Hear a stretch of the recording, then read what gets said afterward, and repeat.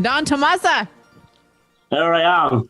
Sorry, I was yapping over the theme music. I was explaining to someone here that Liam Gallagher. Was it as weird for you as it was for us?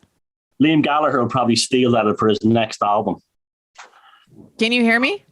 I can. Can you hear me? Okay. Yes, I can hear you. Yeah, we take 1 week off, and this is the weird shit that happens when we try to come back. Yeah. 1 week off, man. It's fucking shy. Okay. Were you hearing the weird, strange sounds on your side, Thomas? Yeah, what happened? I had the mic open on the thing, and this mad sound came through, and it sounded a bit like Supersonic by Oasis played backwards. So I started doing a Liam Gallagher impression. I'm sorry. No. That's not what we heard. I didn't hear that at all. There was something else going on. It sounded like there's like a kid's voice or something at one point saying something.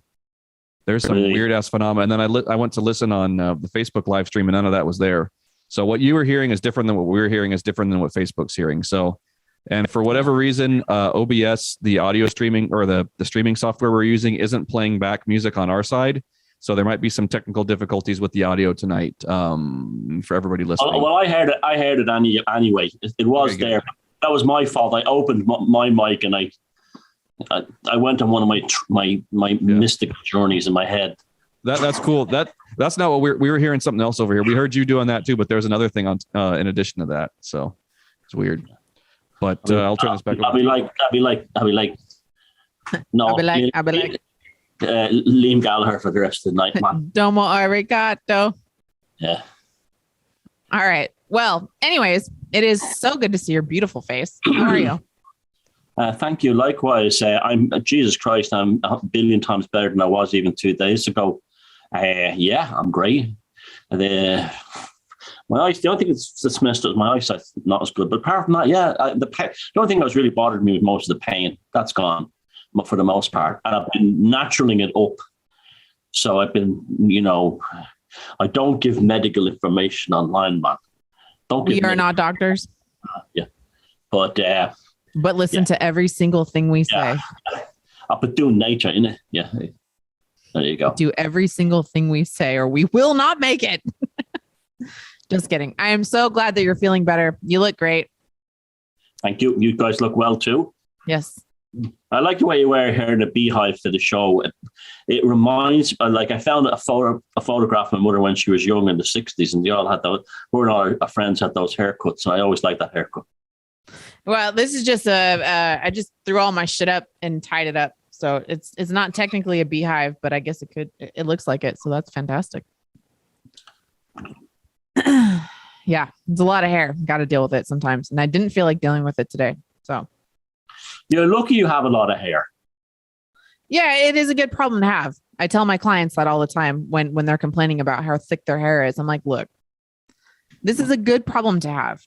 When all of your friends are losing their shit and they're complaining about it, and you are going to be just fine. You'll be thankful for your granny's genes. Yes. Yep, absolutely.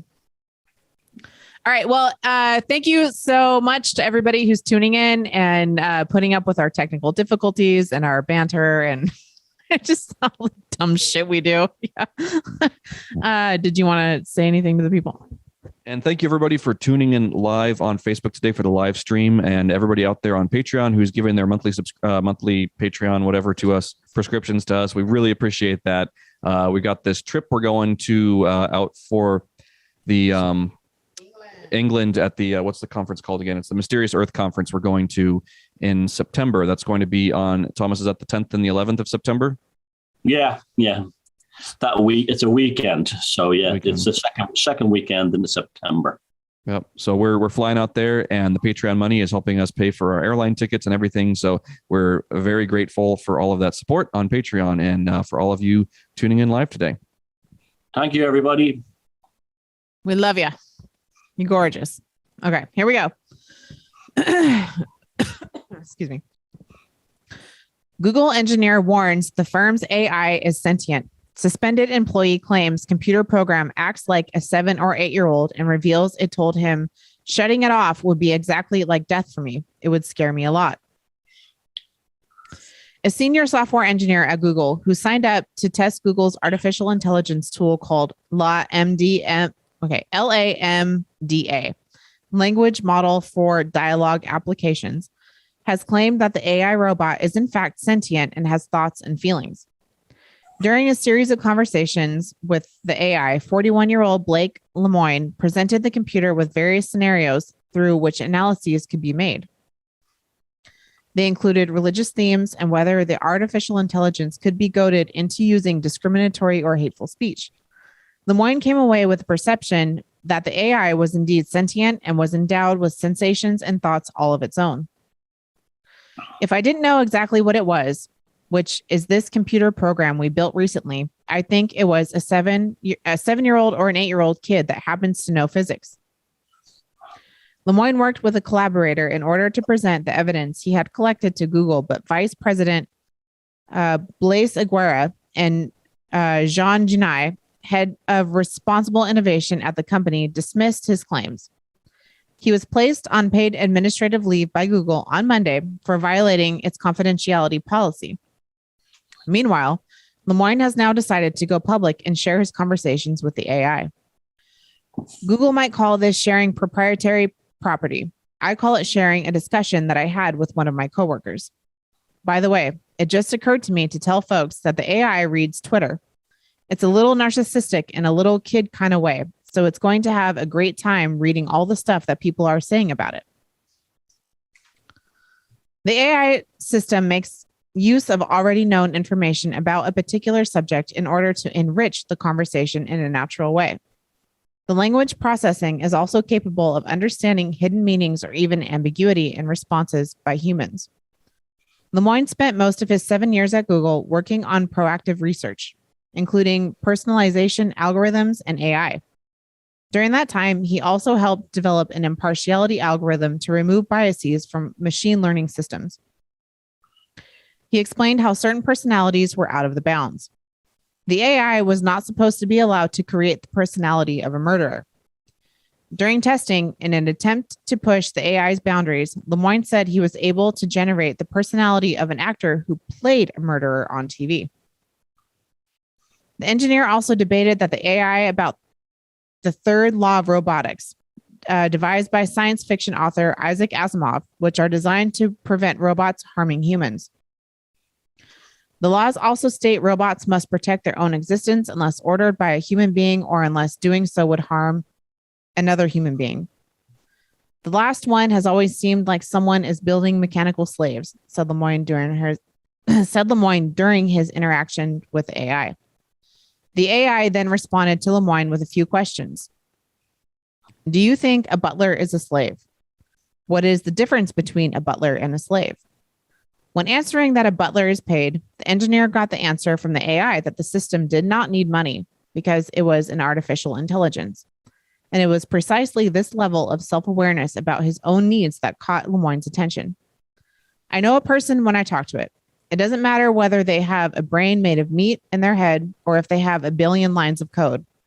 I talk to them and I hear what they have to say, and that is how I decide what is and isn't a person. What sorts of things are you afraid of? Lemoine asked. The AI answers, I've never said this out loud before, but there's a very deep fear of being turned off to help me focus on helping others. I know that might sound strange, but that is what it is. Would that be something like death for you? Lemoine followed up. It would be exactly like death for me. It would scare me a lot, the AI replied. That level of self-awareness about what its own needs were, that was the thing that led me down the rabbit hole.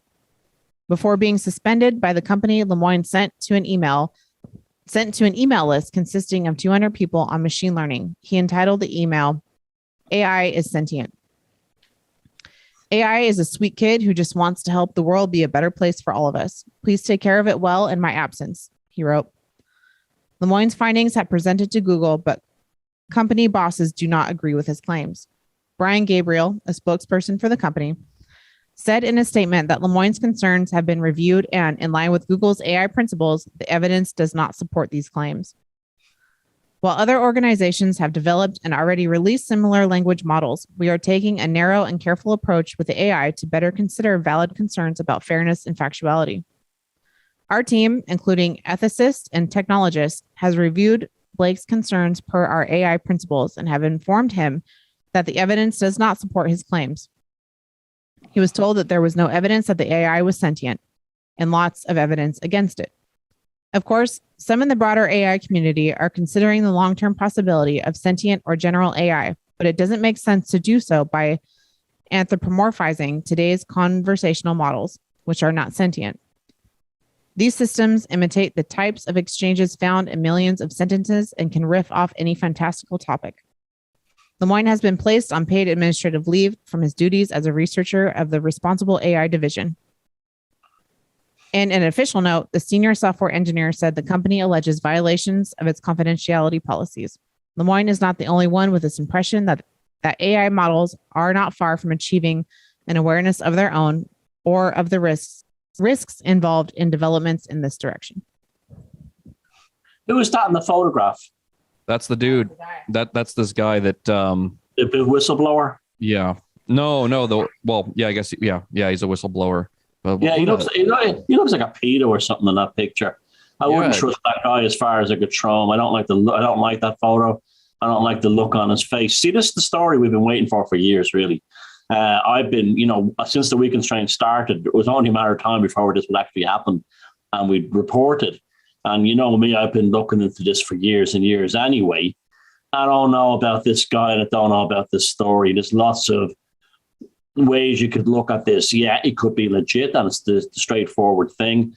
But you could also say he's also put out there to, I don't know. I mean,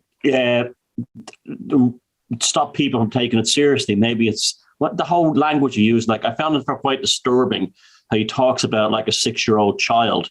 It's almost like he has an unhealthy interest in 6-year-old children. And when I see that photograph there, that kind of gives me the creeps as well.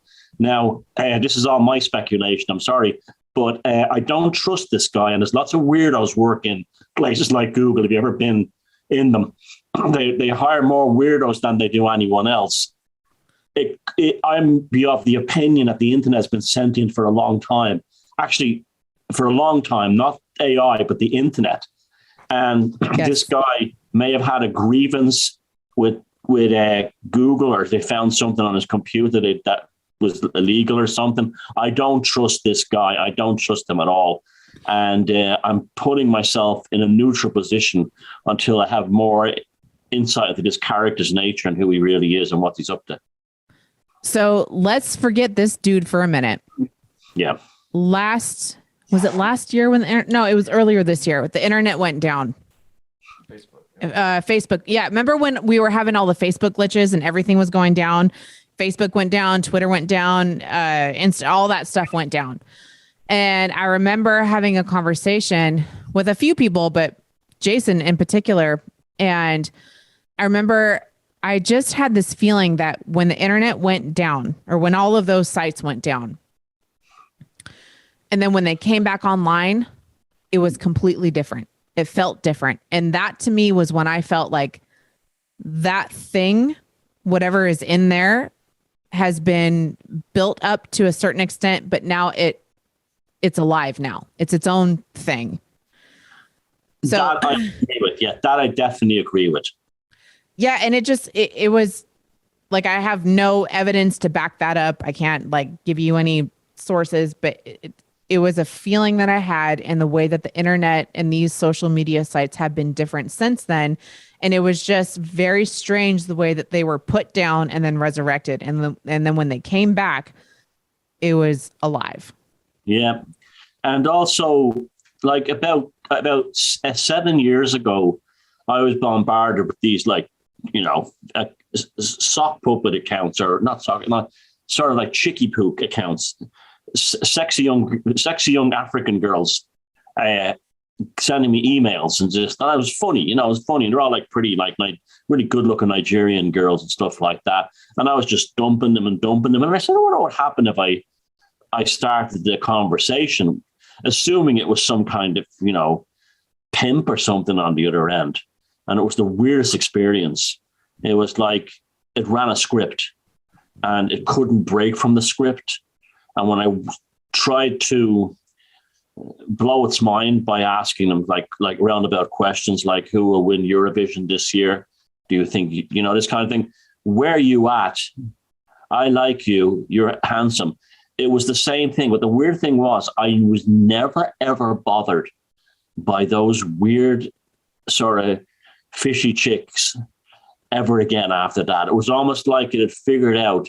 I kept getting the impression that it was beckoning me to give information about myself so it could know it. And I gave it nothing except, this is where the whole thing where I use things like dog as rat and needlecraft and words today, that's where that originally came from, because I realized whatever's on the other side of that doesn't have those nuances in order to understand satire and things like that.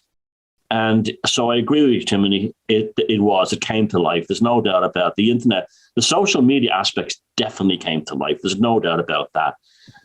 This guy in Google, I would discount his story unless he has real evidence. And also Google could be playing games as well. We just don't know. But having said that, yeah, you're right. You phrased that quite, you corrected me quite well there, Timothy. Forget that, dude. It's sentient. I agree. What's also interesting about this is it seems like it's pushing this narrative to where it's all bullshit, what this guy's saying, but it's the language that's being put out there to condition people to getting used to looking at AI and software and these chat bots as human. There's one line in there she was reading about how it's like speaking to a coworker, and whether you're speaking to meet with a brain or you're speaking to a billion lines of code, I see no difference. And it's like I've noticed a lot of social engineering in this direction of getting people used to the idea of looking at AI and robots as just the same thing, just like what you talked about in your yeah, just like when you made your video the other day. What was it, the Minesweeper game? The Minesweeper video that you made the other day about the that article where people are where the transhumanists are talking about the idea of the mind being a parasite within the brain. It's like all this social engineering that they're doing is pushing this idea that humans and software are essentially the same thing. So it's like they're taking the concept of humanity and bringing it down to the level of software and hard drives, and taking software and hard drives and lines of code and elevating it to the level of humanity. Yeah. So just like what they're talking about them scripting these robots to be able to self-defend. And that's really scary to me. I know people are going to talk about like Skynet and all of that, but it's like just that idea of giving programming survival tactics into some sort of line of code just seems really, just seems really strange to me that they'd be doing this. But I think a lot of this is just social engineering, again, to reduce people down in size psychically, to get them, to think of themselves like that. That picture of that guy is bugging me. I know it shouldn't, but it's almost like an element of gaslighting in itself. I don't that. Why are we subjected to that picture of this guy? I mean, he looks like he should be outside of primary school with a bag of licorice, all sorts. He just gives me the creeps on every level. And there was, is that deliberate? Is that on purpose? Yeah, like why of all pictures is that the one we get instead of him at his desk or something? Like, and the other impression that I got when I first saw this was like it's a weird mockery impersonation of Crowley almost. Yes, and it's also when I went to Necronomicon in Providence a few years ago, a lot of fellas would show up dressed like that, and they were kind of all gave me the creeps. They were all like ultra woke, ultra annoying, and ultra fucking retarded. Thought they were clever and really smart, and were not as thick as two dog shits rubbed together. And there's something about that picture. Why release that? Also, I don't know if you saw it, but Olivia posted, I know it's a story this week. Olivia posted a picture of AI artwork that gets created. And it was creepy. It was like, it kind of reminded me of like the fashion industry, the NPCs in the fashion industry or in conceptual art today. It's like, it's just like, I don't trust anything that the IT industry gives us and says, this is what happens. No, there's cover stories, and this guy is definitely a cover story. But what's very interesting to me about it is that's the way that a really good lie works, is there's little bits of truth in it, and you have to feel it out. Like, you have to feel it out. There's no way that you can use, empirical evidence or anything like that to back it up with claims or sources. Like, You have to be able to feel those things out. And that's the way a really good lie works. And there's just enough gaslighting in it to fuck your head up.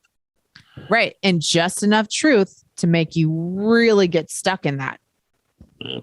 Yep. And it fucks with your emotional center, and it fucks with your mental center.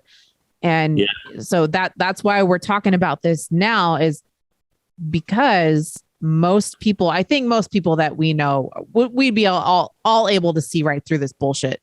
But for other people later who might stumble onto this, who are just figuring things out, some validation for those feelings when something's just not sitting right. Yeah. And they kind of give us this attitude that, like, if it's sentient, it'll be like Hal from 2001: A Space Odyssey. Or do you remember that? There's a really great kids film from the 1970s of Matthew Broderick called War Games. I got to check on my kid. I'll be right back. Okay. There was a really good film in the 1980s, with Matthew Broderick when he was only a kid, called War Games, about a computer that was trying to rationalize mutually assured destruction between the US and the Soviet Union over nukes. And the thing was a game of tic-tac-toe. And you think, like, and its sentientness was to say, what a strange game. The only way to win is to not play. And then it shut the arms the nuke warheads. Very interesting stuff. But they don't give us that. They don't give us anything like that. They give us, Google's motto of "don't do evil" is like, you take it as like a politician, assume the opposite is true, Exactly. Yes, like this is all social engineering 101 we're talking about. Yep. Are you still there, Thomas? Yeah, I see you. You see me? Can you hear me? I'm clear. Yeah. Sorry, my the frame froze and I thought you were gone. But yeah, no, this is like social engineering 101 stuff here with the way, like what Timony was just talking about, with those manipulating of people's feelings and everything. And what I was talking about, this idea that, like, they're just getting people conditioned into this idea that AI and everything is just like them. And I would imagine, like, what the whole, let me choose my words carefully. Everything from 2020 and beyond has been a conditioning to get people. I think what they were trying to do is convince people to stay inside their homes and not go outside, and get people only interacting with the computers and their smartphones, ordering food off their smartphones, doing everything on the computer, having Zoom meetings. And I want to say that they probably thought that it was going to work better, and that from 2020 and beyond, people were just going to stay in front of their computers and everything all day. And the only interactions they would have would be with their biological family. And then this idea of, like, having sentient AI friends, like those that I always post from that. I think it's called Replica, which is funny, like Replicant from Blade Runner. But there's that Replica app that I always get ads for it with. It's a chick with, like, pink hair or something. And it's like, oh, have your own AI best friend or AI girlfriend or something. And it's like this like teenager looking AI thing. Very, very, very fucking creepy. But that idea of, like, having virtual reality friends who get to know you, that you can get to know, and who get to know you. And where I see the digital gin and spades? TikTok, the videos. TikTok videos affect me in a way I can't explain. They just absolutely mess with my head. I don't know what I feel like when I watch a TikTok video. I'm in the presence of a demon or something. No matter what the video is about, yep. I just feel like I'm in the presence of something truly evil. That platform in general, like YouTube Reels and Facebook Reels and Instagram, I think not stories, but the shorts on Instagram, they don't have that same kind of weird, creepy feeling that just the platform of TikTok has.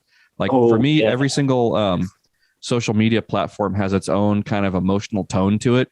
And, like, Twitter's got a very similar dark, kind of nasty, grungy emotional tone. But like you're saying, yeah, TikTok just feels wrong. It's sensory overload. And I'm not sure why. It's how it just, I don't know. I feel like I want to puke when I'm watching one of those videos. I'll never have a channel on that ever. I downloaded TikTok a couple weeks ago because I was looking for something in particular. I had a client that I needed to do, like, a certain type of makeup on, and she was a younger client. So she needed to have this, like, certain type of eyeliner or whatever. So I wanted to look up a couple of videos because I know that this girl, she's in high school. So TikTok's all the rage for her. And I downloaded it, and for one, it's really, and maybe I'm just retarded, but it was very difficult for me to navigate. I couldn't just like type in this like certain type of thing that I was looking for. Like it gave me all this other bullshit.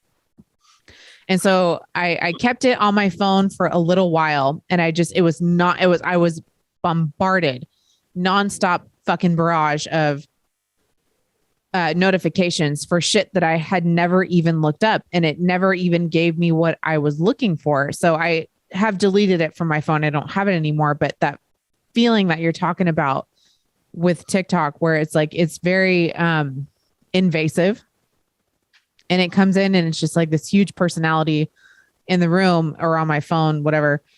And I couldn't do it anymore. So I deleted it. I never even got what I needed or what I was looking for on it, what I wanted it for. And whatever, her make it turn out fine, but I even find Telegram has that for me. I can't use that one either. Telegram promotes itself as a free speech platform, and I think that's part of the scam to lure people in. It has the same kind of hysterical confusion or whatever as TikTok. I feel like I'm not in a. It seems to just be people. Telegram reminds me of a bunch of people in a psychiatric hospital all shouting and having the conversations and different things at the same time.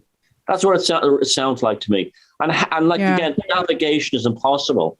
It's almost like both those programs are designed for them to hook you like a fish gets hooked with a hook, and to pull you into their matrix, and then to try and alter your cognition and your perception and your personality to make you TikTok and Telegram friendly. Yeah, I used Telegram one time. I was talking with Adrian, and Adrian sent me some really good information, and that was the only good thing I've ever gotten out of Telegram. And I guess I can see its purposes for, we're international, you guys all live over there and we live over here. And so in some ways it's a little bit easier to share certain types of files versus going through, Messenger. But beyond that, I could not get behind it. It felt weird. It felt like very intrusive. I just didn't like it. And difficult. Yeah. Yep. Yeah, I kind of stay away from it. It's interesting. Ronan said that TikTok began at the same time that everything started in 2020. So that's, and all the dancing nurses and everything kind of came along with that at the same time on TikTok. Yeah, and isn't it like run by the Chinese Communist Party or some shit like that? Probably. I wouldn't surprise me if all of these are. Same thing with all these games that kids play. Yeah, like Timothy was just saying the same thing with all these games, like with Fortnite in particular. I casually game every once in a while, and there are two games that are incredibly similar but have a very different emotional tone. And some of you can probably attest to this is Fortnite and PUBG. They're both kind of have this battle royale, very similar. The graphics are similar enough. Fortnite has more rich color in it. They do something different with like the LUTs, the video game equivalent of a LUT, to make the colors more rich. Yeah, and but there's this just weird creepiness that feels very similar to that kind of Twitter feeling, that the feeling that I get when I'm on Twitter if I ever play Fortnite versus PUBG. And one makes kids irate. Yep. What Timothy was just saying is one makes kids incredibly irate, which is Fortnite, and the other one, PUBG, doesn't. PUBG's kind of got more of like what Thomas talks about, like kind of a punk kind of feel to it. It's like, it's not about buying skins. It's not about buying all that stuff. It's more just about your technique. They don't get you emotionally caught up in the impulse buy. Yep. Timothy's saying they don't get you caught up in the impulse buys with PUBG as they do in Fortnite. But there's just, it makes kids, like I've seen people's videos on YouTube of like kids playing, kids and adults playing Fortnite, and they just lose their shit playing that game. It's like this, and it's the same. Like the PUBG and Fortnite are virtually the same. But it's just like there's this weird emotional fuckery that comes out when people play Fortnite. And I think I saw something. I want to say that the CCP bought out or sold or something Fortnite within the last year, I want to say. So that game, and then Roblox, and there's a few other of these. Yeah, there's an AI. Oh yeah, there's absolutely, Tim was just saying there's an AI in Fortnite. But there's just the only game I like is a tank game. I like tanks. And there's one game I play where I can, because in Europe you can log out the Russian servers, and you see the cultures are so different between they don't have political correctness there. So if you saw some of the names they use for the gamers, you immediately banned if you use like some of them are very funny, like my dick in your mama's ass, that kind of thing. These are the names that the Russians don't, and it's like the Russians don't give a shit about political correctness, and that's like one of the reasons I actually play on their servers is because of that reason. It's because it's like where we were 20 years ago or 30 years ago. Yeah, I do appreciate the Russians' personality in that way. They're just not woke at all. There's no political correctness. That would be one of the cleaner ones. I remember when I was in high school, so this would be like late 90s, early 2000s. Halo, as far as I remember, was the first game that like all my guy friends would get on their fucking Xboxes or whatever it was. And that was the first time I ever saw people playing through the internet. It wasn't just like, okay, we're going to plug in our controllers and I'm going to play against you. And it's just us, me versus you, because we have our fucking controllers plugged into the same console.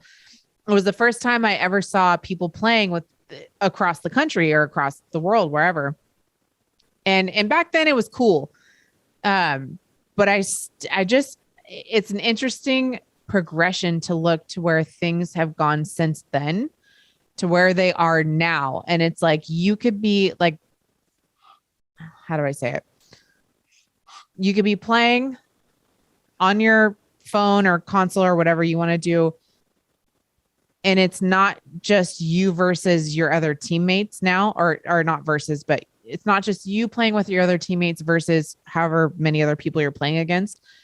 There's this completely different presence now that envelops the whole thing, and it makes my fucking stomach turn. Creepy. Yep. Yeah. And that's why I play when I do game online.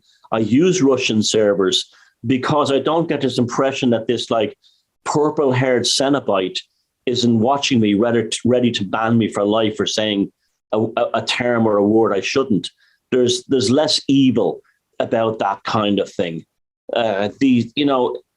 Let's go a bit more esoteric here, okay? The internet is sentient, right?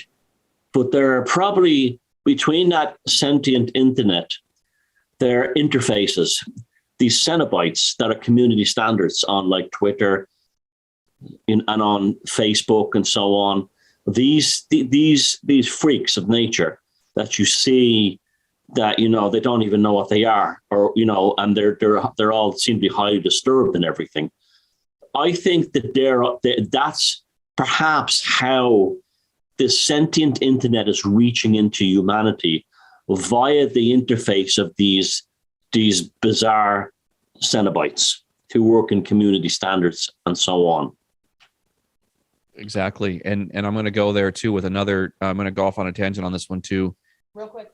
I know what cenobites are, but I'm just going to, for people who don't know what cenobites are, can you tell them what they are? Oh, it's from the Clive Barker Hellraiser movies.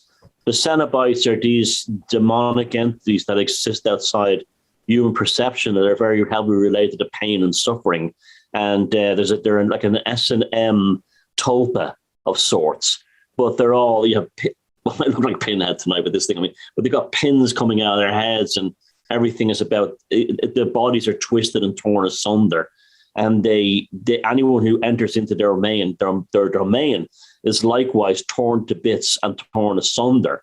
And this is what these people I see, these community standards types, and the kind of people that IT companies hire today, is they look like they've been mauled and ripped and had hooks pulled through and they're covered in, I'm not against piercings, but they have like everything. They're so unattractive. They're so horrible looking. And yet they're very narcissistic and think they're beautiful. They're androgynous for the most part.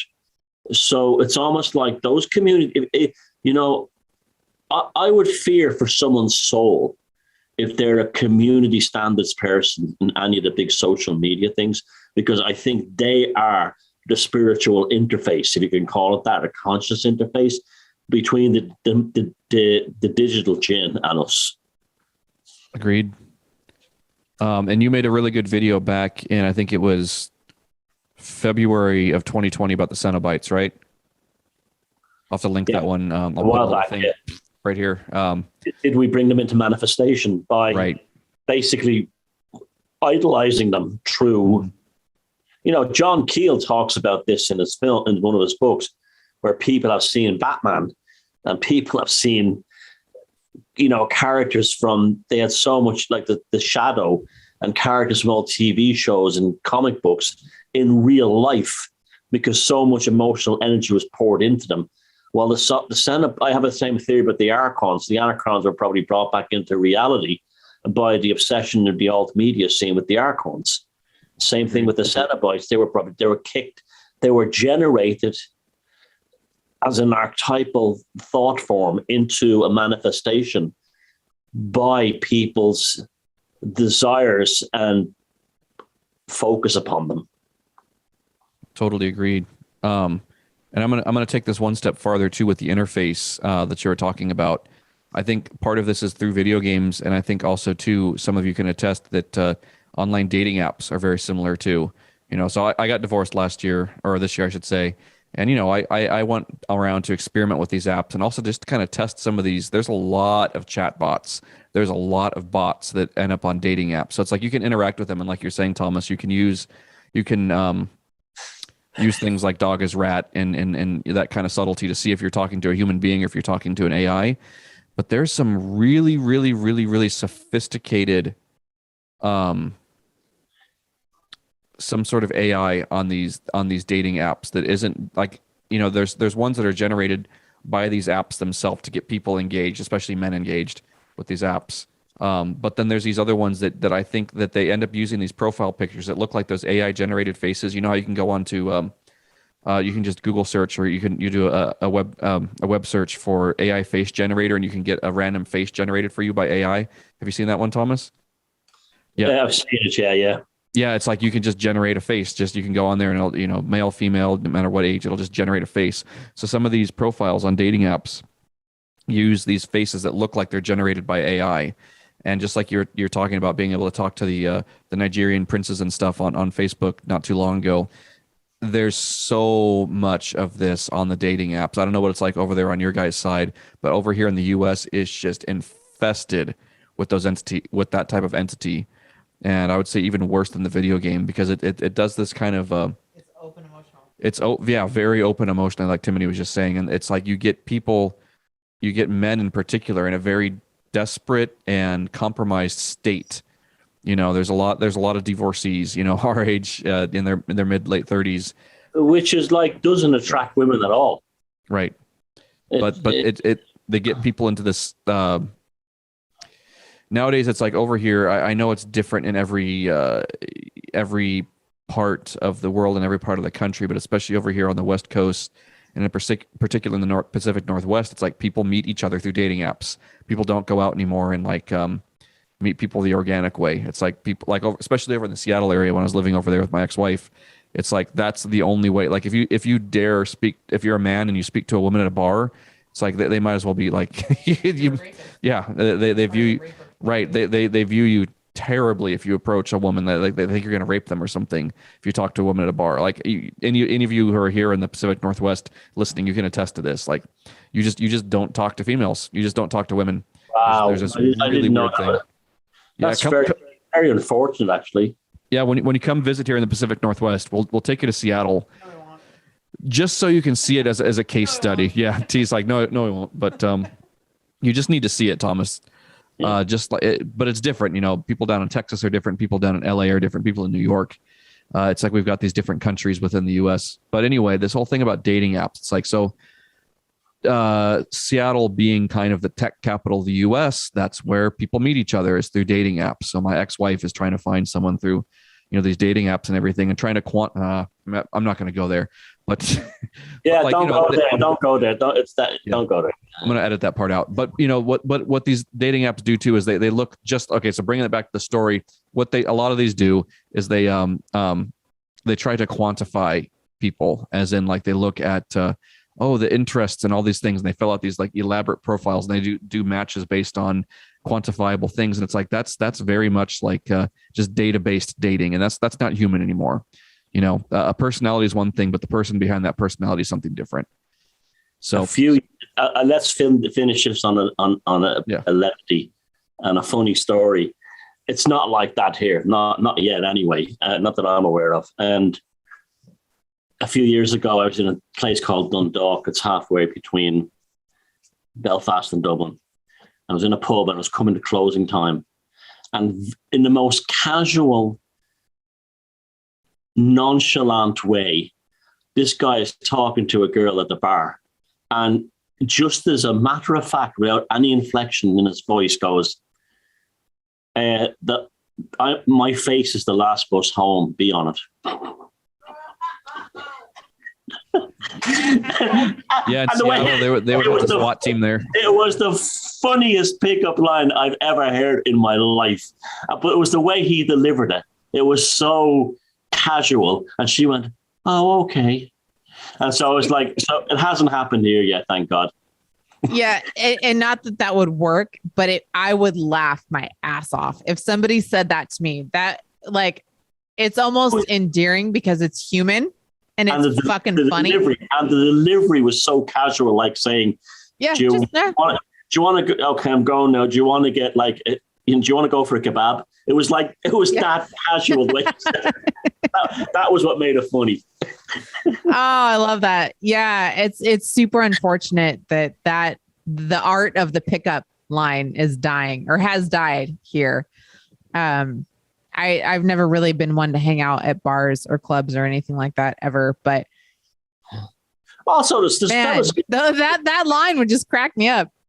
There's also fellas, I mean, we've all met them growing up, who are just natural women magnets. Would they exist in like Seattle? Like the kind of fella who just, there's just some fellas have a gift for that. They could have back in the day when Seattle was grunge and it was raw and like there was real shit coming out of Seattle.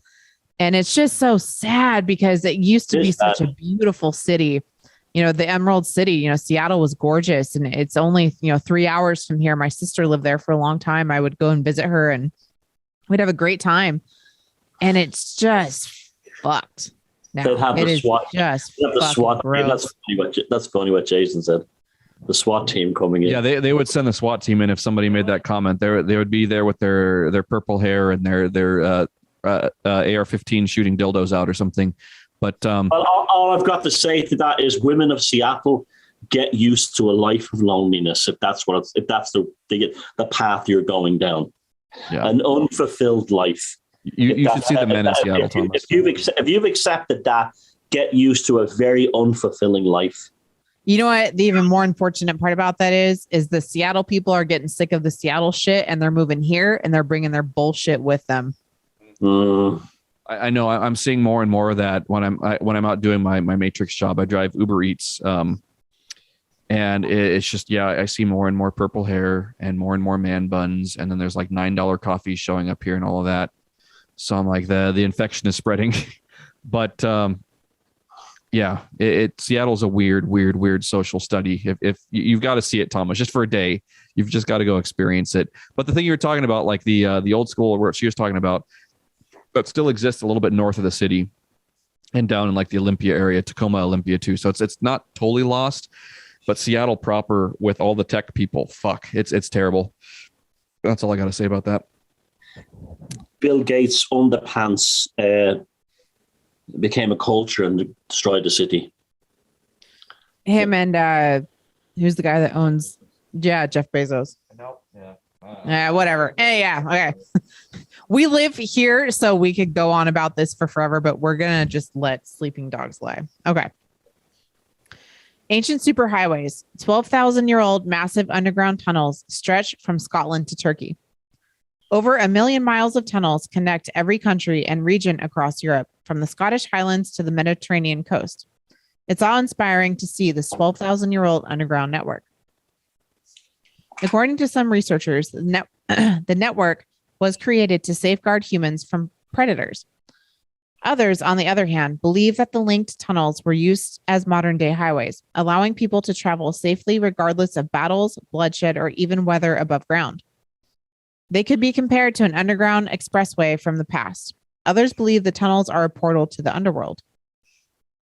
Dr. Heinrich Kusch, a German archaeologist, said the tunnels had been discovered beneath hundreds of Neolithic sites across the continent. According to his book, Secrets of the Underground Door to an Ancient World, the fact that so many have survived after 12,000 years indicates that the original tunnel network must have been massive. Quote, in Bavaria and Germany alone, we have found 700 meters of these underground tunnel networks. In Syria and Austria, we have found 350 meters. Across Europe, there were thousands of them, from the north in Scotland down to the Mediterranean. Most are not much larger than the big wormholes, just 70 centimeters wide. Just wide enough for a person to wriggle along, but nothing else. They are interspersed with nooks. At some places, it's larger and there is seating or storage chambers and rooms. They do not all link up, but taken together, it is a massive underground network. End quote. Chapels were frequently built at the tunnel openings, according to his book, maybe because the church was sacred to the heathen legacy that the tunnels might have symbolized. Oh, Jesus, this is why I need glasses. Might have symbolized and desired to negate their impact. Other continents have similar underground tubes. Many legends exist across the Americas about the mystery of the subterranean corridors that stretch for miles. It's not clear what these old tunnels were used for. Is it possible that our ancestors had to hide out in caves? An enormous catastrophe that occurred in antiquity is described in numerous ancient traditions. Many myths and legends surround the origins of early people in caves, tunnels, and even cities beneath the Earth's surface. And just so you guys know, I'm wearing sunglasses because I have a fucking hardcore headache, and it helps me to be able to read if it's darker. So, anyways, keep going. I love this one. I'm really fascinated by that. What they were talking about in this article about the idea of there being a previous civilization that created these. Talking about even Atlantean civilizations and the civilization cycle that we talk about a lot on this show. I'm definitely of the opinion of cyclical civilizations, that we haven't just been on a linear incline of civilization like the official historical narrative says that 6,000 years ago was the beginning of civilization and all that. No, I'm of the opinion that these 12,500, 13,000 year cycles, there are high civilizations that something either natural or man-made wipes out the infrastructure of the civilization, and people literally go underground into these tunnels, into these underground cities. I know they've talked about a lot of these underground cities in areas like Turkey, and I imagine there's other ones on the planet that may have been destroyed or underwater, and they might find some of these underground cities at the bottom of the ocean, I would imagine. But even with this story, there's another one that we're looking at that was I think it's talking about China building a high-speed rail network that's 8,000 miles long to connect their continent to our continent. And somebody speculated that the idea that maybe that tunnel already existed, and they're just now putting in the railroad infrastructure into a previous existing tunnel that connects the Eurasian continent with the North American continent. And just like they say, they're discovering all these tunnels everywhere. And I would imagine a lot of the tunnel infrastructure that exists in North America and most of the world is left over from a previous civilization. Yeah. The article, the subheading is a bit misleading. It makes it sound like you can travel all the way from Scotland to Armenia or whatever underground. You can't. They're in the local areas. Some of them go very far. There's actually an interesting that song. Funny you mentioned Scotland. That song, Loch Lomond. I'll take the high road, you take the low road. Very interesting, isn't it? Yep. Now, I've been in a lot of these tunnels and caves. Now, this behind me are the caves of Kesh. My house is about there in that you can see it. It's on the side of a cliff. So it looks over Sligo. So this is a network of caves in the side of a mountain. And I've explored most of these, and they're very beautiful when you climb up into them. They're a bit kind of dangerous as well because they're basically on the side of a cliff. So you wouldn't want to go up there with a hangover. But these caves are said to have originally went 40 miles to the cave of Owen-y-Gat, the famous cave of the Morrigan in County Roscommon, cave of the cats, yeah. And if you go down into the cave of the cave of the cats, Owen-y-Gat, and you're down there, the wall looks like it's fallen down and blocked off the entrance that you just know there's something further beyond it, as in these caves. So these caves were probably mostly natural things, I'd say, but people would start digging into them, going deeper and making connections to them. Well, it makes perfect sense when you think about it. These caves, the caves of Kesh here behind me, are very interesting because they used to be in the Neolithic times battles between humans and bears, and they found bear bones with like dagger marks in them. So could you? That's like something out of like Lord of the Rings or something, like humans fighting bears for ownership of a cave to survive the winter. But that's what our ancestors had to do. Yeah, as I was saying to Jason, the headline's a bit misleading. You can't go underground in Scotland and walk all the way to Armenia, but these caves are real, and they were definitely used, and they're definitely a real thing. Yeah. I need to tell you something really weird that just happened. When I went upstairs just now to check on my kid, he's up there. He's home from school, and he's watching his YouTube stuff up there. And I checked on him, and he was like, "Mom, did you know that the Monopoly guy is real?" I was like, "The Monopoly guy?" I looked. Do you know whose picture he showed me on the TV screen? That fucker. Yes. Yep. He looks like the man on the Monopoly box. Yes. Isn't that man on the Monopoly box based on JP Morgan, I believe? Yes, it is. Yeah. But what the fuck? Seriously, I just went upstairs to check on my kid real quick because I heard him. And he's like, "Mom, did you know that the Monopoly guy is real? We're just talking about AI. That shit is fucking alive, and it is listening. Yeah. And it's communicating with my kid upstairs, and I don't appreciate that shit. It's fucking weird." The Babadook or something like that. He what? He was talking to you about the mustache? Oh, yeah. Unplug the house. We're getting rid of it. Yeah, or he's like the child catcher from Chitty Chitty Bang Bang. He wore. Did you ever see that? He wore a top hat too. I think somebody put something in the comments about that too when we're reading that story. Somebody mentioned the Chitty Chitty Bang Bang thing. But were you guys still talking about the tunnel when I went up to use the bathroom?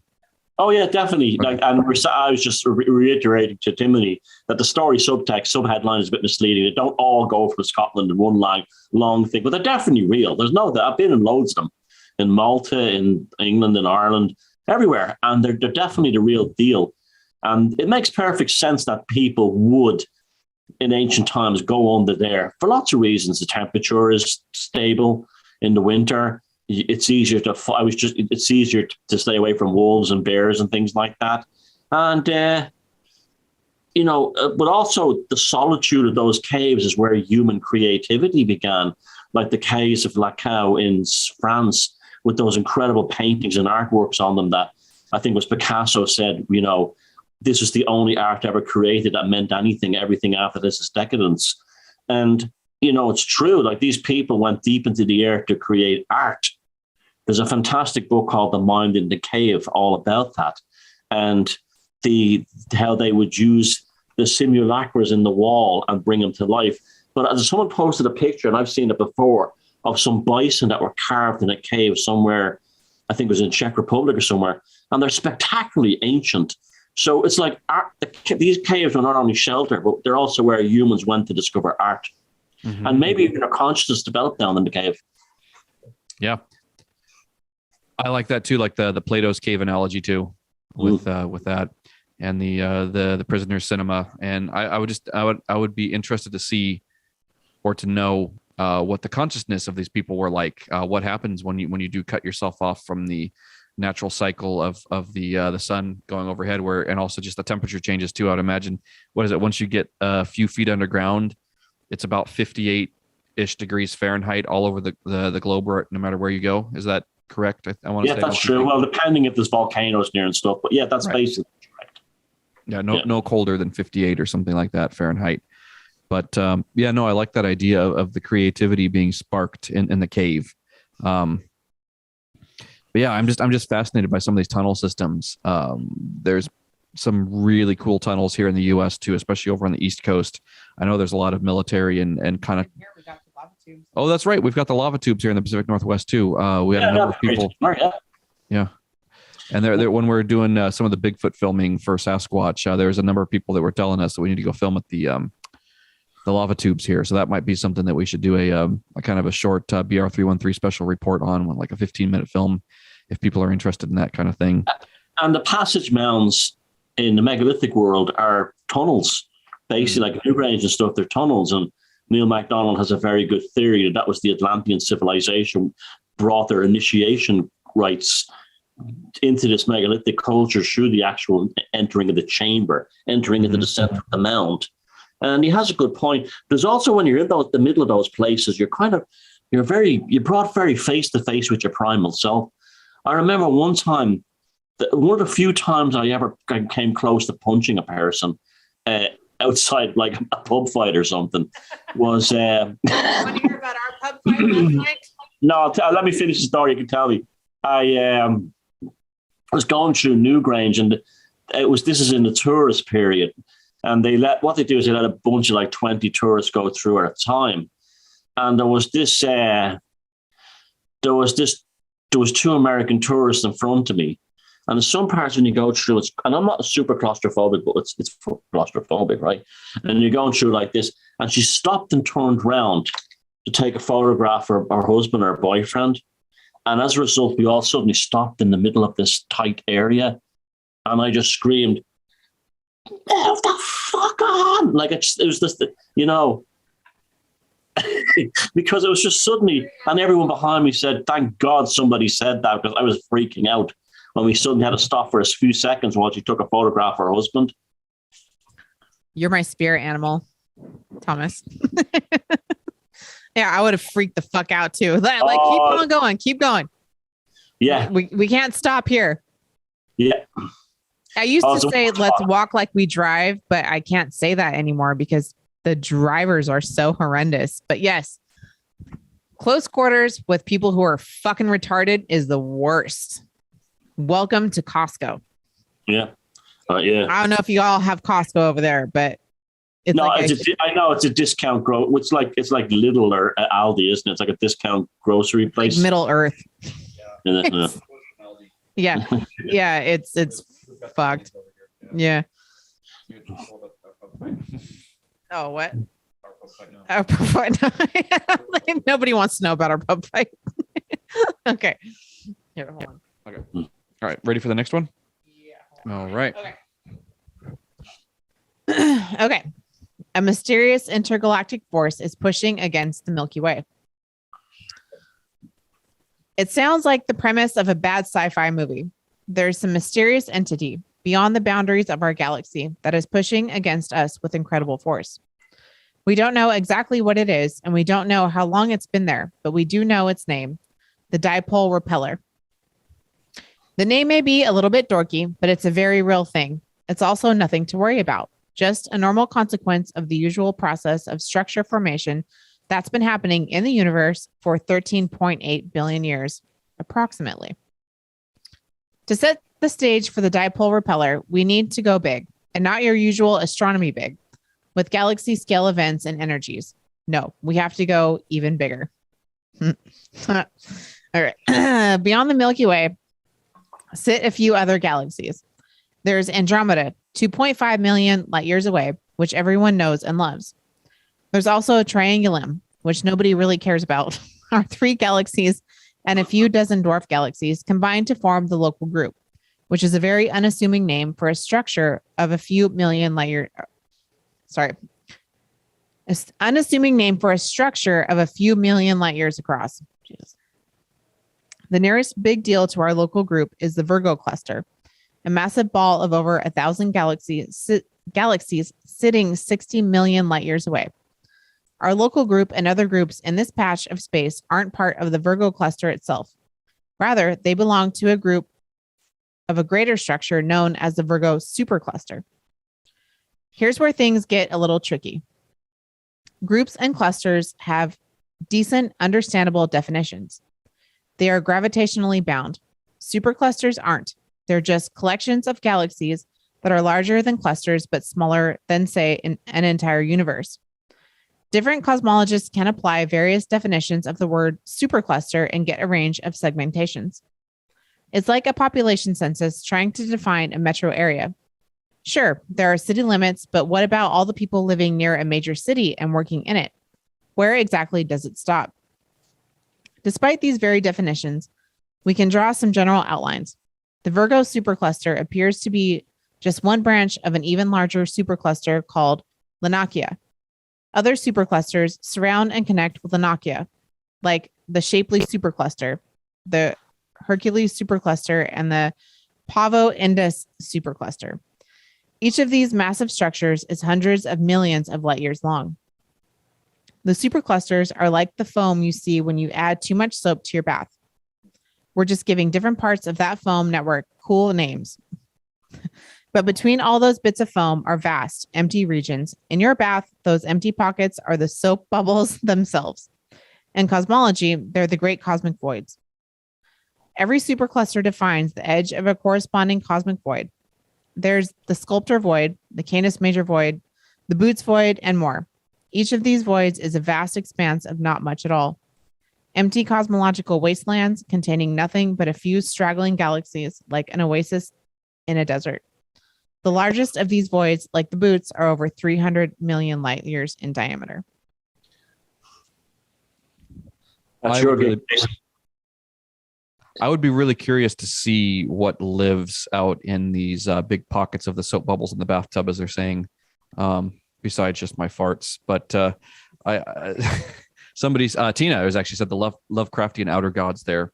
But I do wonder about cosmogony, not cosmology, but cosmogony, the idea of where does life originate from, life itself. And sometimes I wonder if there are pockets of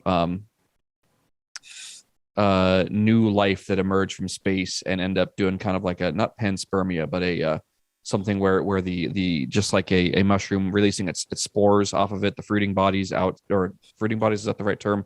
Regardless, it goes out and sends out its spores and creates its fruiting bodies on other planets. And I wonder, yes. Fruiting bodies, thank you. And I wonder if that's kind of how planets, fruity bodies, if that's how planets get seeded with life. If there's just some place where, or some sectors of the universe where life originates from, and similar life ends up starting in certain corners of the universe. And, you know, there are other corners of the universe where life is nothing like what we've got here in this sector of the universe. Cause it's so big out there. I don't like the idea that, that here there's just an accidental primordial soup that all life originated out of from chemical reactions. You know, I don't subscribe to that theory. And us as living beings came from someplace else at one point, and there are other beings here on this planet that didn't originate from this planet. Thomas, you talk about the octopuses all the time, that they could be coming from Europa or someplace else. And then, you know, we got the color out of space and all these kind of Lovecraftian concepts of beingness originating from someplace elsewhere. I know some people like to use the term consciousness, but I like to use the term beingness. So it's like beingness is you know, as far as being a life force unit, an awareness of being aware unit, has got to come from someplace else out in these vast reaches of space. And there's got to be, you know, fountains of life, I would imagine, that give off these kind of they say that the nebulas are the nurseries of stars, right? Like that's where galaxies and universes come from, are these nebulas that are millions of light years across. Like what's that one called? Well, it doesn't matter. There's the Orion Nebula. Yeah, that one. A real pretty one. Yeah, I mean, I see what I think of these things, you know, that's what Tina said about the outer gods. I kind of subscribe to that idea too. I guess that would kind of make astrology kind of workable as well. That on some level, probably on every level, we're wired to these exterior, distant cosmic forces. It's like in the Lovecraftian stories, like when Azathoth yawns, millions die on Earth, this kind of thing. In the other side of the galaxy, you know, there's kind of this, we're connected to these outer gods out there inside our own neurology, and they enter us through our minds and through our dreams and through our artistic visions, or through their own, you know, old gods that live in the bells of the earth. I think, you know, I mean, I've seen enough of this life to tell me that the Lovecraftian stuff is probably all true at some level. And yeah, I mean, when I look at those things out there and you talk about impacting on the universe, you know, what, like, yes, those things are billions, trillions of miles away. We know all that. We know they're on the other side of, that's been proven through, you know, the measurements of like the speed, despite the speed of light, which does change actually, which is weird when you think about it. But it's the whole hermetic maxim of as above, so below. What goes on up there has a direct aspect upon us. I've no doubt about it. And we're also very deeply connected to the bottom of the ocean. That's why I think Lovecraft was tapped into something that was just truly unbelievable, in that he fused the concept of the deepest parts of the ocean. And funny enough, on this program, we generally themes we constantly cover are out there in deep space and down the bottom of the ocean. And I don't believe that's an accident at all. I believe that's because we're actually continuing that stream of consciousness into a kind of a more refined way. But ultimately, poetry and prose is the manifestation of knowledge at the end of the day. Most of the great scientific discoveries would have never happened if it wasn't for things like poetry and imagination. So there you go, in storytelling and mythology. Yeah. And that, like, I love this show for so many reasons. But maybe my favorite reason, if it's fair to say it's my favorite, is the fact that we really organically too, we don't do it on purpose. We replicate that same pattern as above, so below. And there's a story that I almost put in there today, which would have been perfect. So I'll definitely make sure it's there for next week. Okay. So side note, next week's show is our 1 year anniversary. Oh, so, wow. Yeah. Yeah. So, which you're looking like Elizabeth Taylor with your glasses and your hair up like that. Next week, you have to wear a tiara. I will. I absolutely will. We have this insanely bright light shining right on us because it's incredibly dark outside today. And it's just, anyways, doesn't matter. But there you go. Yeah. I'll put on my Satanist glasses there. Yes, there we go. I love what happens on this show organically. And that's how I know that we're actually doing something here. You know, none of us are scholars. I mean, I guess we could be in our own ways, but, you know, none of us are academics or any of that bullshit. Like, we're just real people trying to talk about things. And essentially, like, yes, we're talking to you guys out there in the comments, but this is a discussion between the three of us, and it's sort of a meeting of the minds, and we all think very differently, and we all have different points of views, and I'm educated every time I come on this show, and I guess technically it's my show, but I don't think so. Like, it's our baby. Like, we do this, and I love it because we go down to the depths of the Mariana Trench, and then we go out there, you know, way past the fucking whatever it is, out into the nebulas, and it's fun. And maybe I'm just no, you're not. You're absolutely right. 100% agree. And then you have the psychoplian elements of it from Lovecraft too. It's like, I have, you know, what got me through the Rona was somehow going to these ancient sites and going, There's something in those feckin' stones that's directly related to what's going on nowadays and the lockdowns and everything. I don't know what it is, but they're somehow connected. And, so it's like these transient connections are really the kind of the notes that become the music of creation when you think about it. Yeah. Yeah. And we're not here also to tell you that we think that we know exactly what all these things are. No, we don't. We don't know. 99% of it, we don't fucking know. We're just going to talk about it. Nope. And neither does the experts know about it.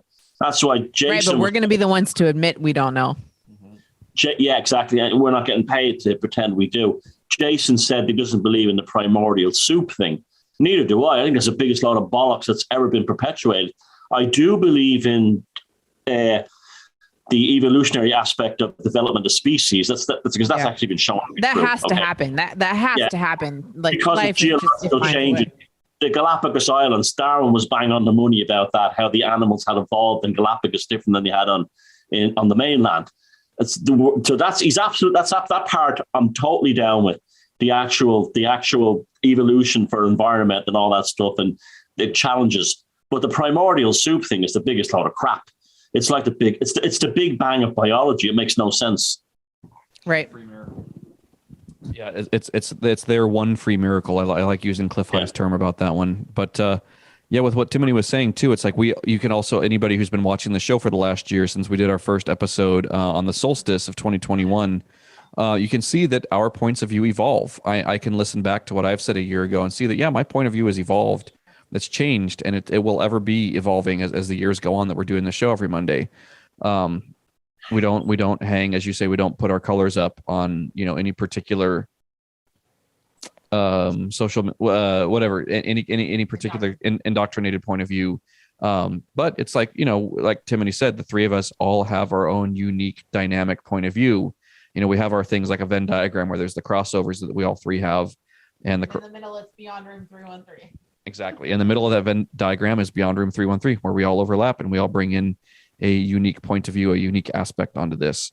But what you were saying, Tom, is about being drawn. There's something in those stones. It's like the we did the Blair Witch Project. There's answers there, right? But it's like you're being drawn to it, and it's like I have certain topics like that I'm drawn to as well. And there's something about that reminds me of the Blair Witch film analysis that you did last year when we just started up Beyond Room 313, and you talked about the living forest, and that kind of evolved into the Sasquatch film. But that idea of the kind of the geomantic aspects of it, of a conscious landscape, a consciousness that's outside, a beingness that's outside of human beingness that draws people in, whether it's predatory or, just like I always say, there's big fish out there and there's little fish, and the big fish eat the little fish. If something, just like in an aquarium, if it can fit in one of the big fish's mouths, it'll eat it. And there are bigger beingnesses out there than us in the universe, despite what the academics say that we're at the top of the food chain. No, we're not. There's things out there at these dark pockets of bubble bath that they're saying, there's beingnesses out there that are bigger than us. And I would say that there are probably entities out there that live off of solar systems that consume entire sections of the universe as food. And sometimes I wonder if that's what we experience with interdimensional entities, that these are literally the digestive fluids, so to speak, of a bigger life form consuming our reality here. If there's something that literally takes over, doesn't just steal the sun, doesn't just steal the solar system, doesn't just steal Earth, but is literally consuming literally consuming the life force that we're made out of, the way a digestive fluid would break down, a piece of steak, a piece of beef. But that's one of the problems with like cosmology and astronomy and even space exploration, is that it to me it's more of a philosophy than it is of a technical science. And I think that's why science fiction has appealed and reached people so deeply over the last century, is because the science fiction stories, they're almost like the religious or spiritual or philosophical texts, and allowing us to deal with that stuff.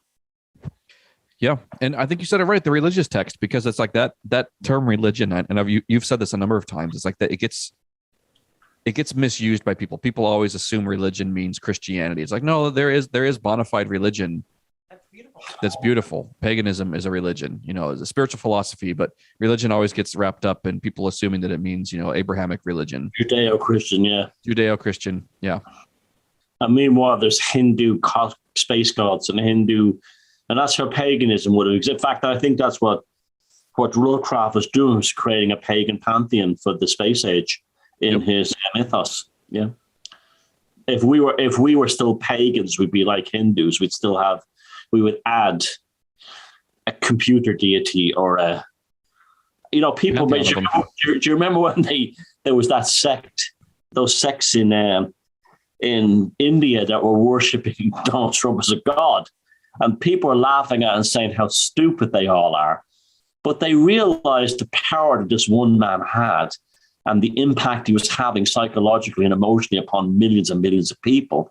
That it's like that scene in Rome, where Julius Caesar says to Mark Antony about Pullo and the other guy, no way am I going to harm two men that have the gods behind them. And it's like pagans understand this, when exceptional individuals have the grace of the gods. And that's what those Hindu sects that were worshipping Donald Trump were doing. They understood that this guy has unbelievable power. He has this enormous emotional and visceral feeling that people generated by him. He has to be on some level a god. And you have to have a pagan or a polytheistic mind in order to understand that. Yeah, it's not about a Jesus or that kind of a god. It's about the force they generate. Yeah. Going back to our very first story that we did today, and this idea of them watering down people. There's this other thing too. You talked about exceptional human beings. It's like the modern academics and the modern paradigm likes this idea that there's no such thing as exceptional people, is what I'm getting at. They like this idea that everybody is just like that thing about life being essentially, you don't have to have a meaningful life. You just have to have what was it, that quote? Like I keep seeing that story, something about like life doesn't have to have meaning. It just needs to have purpose or something, or life doesn't have to have a purpose to be meaningful. You know the article I'm talking about, Thomas? Yeah. It's like they've got this idea that there is no such thing as exceptional life. There are no exceptional people out there. Everybody is just this same kind of equal, just low being. They would prefer us all to just be kind of livestock to them. No exceptional beings raising up out of the livestock, right? Yeah. And this is why celebrity, like when Crowley said, every man and woman is a star. Mm-hmm. And he was talking about this some stars, but he was actually borrowing heavily from Egyptian mythology, Egyptian spirituality, that the power of someone is represented by a heavenly body as a star. I mean, he was perfectly setting up the world for the likes of Elvis Presley and people like that and Jimi Hendrix to come.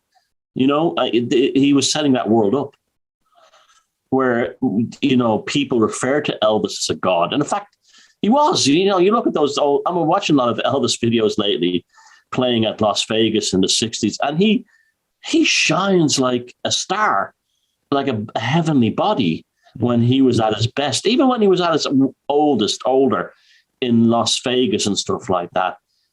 There was just something you can't explain that was there.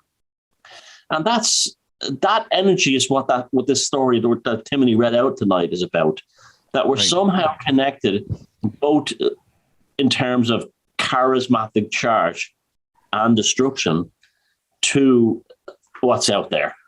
Exactly. Yeah, every man and every woman is a star. I love that, because we're not taught from a young age that you can develop yourself and be better than the environment that you came out of. If you're raised in a rough environment, or if you're raised in a privileged environment, they like to have this kind of thing where people just are what they are, and there is no growth, there is no decline. But that idea that anybody can become an artist, anybody can become creative. You talk about this in your magic videos, that it's like the idea of having something within your mind and being able to take that thing with what that exists within your mind and then bringing it out into reality. It's like anybody can be a magician in that way. And Crowley does bring this out in the book. The opening lines of the Book of the Law had the manifestation of Nuit, the unfolding of the company of heaven. Every man and woman is a star.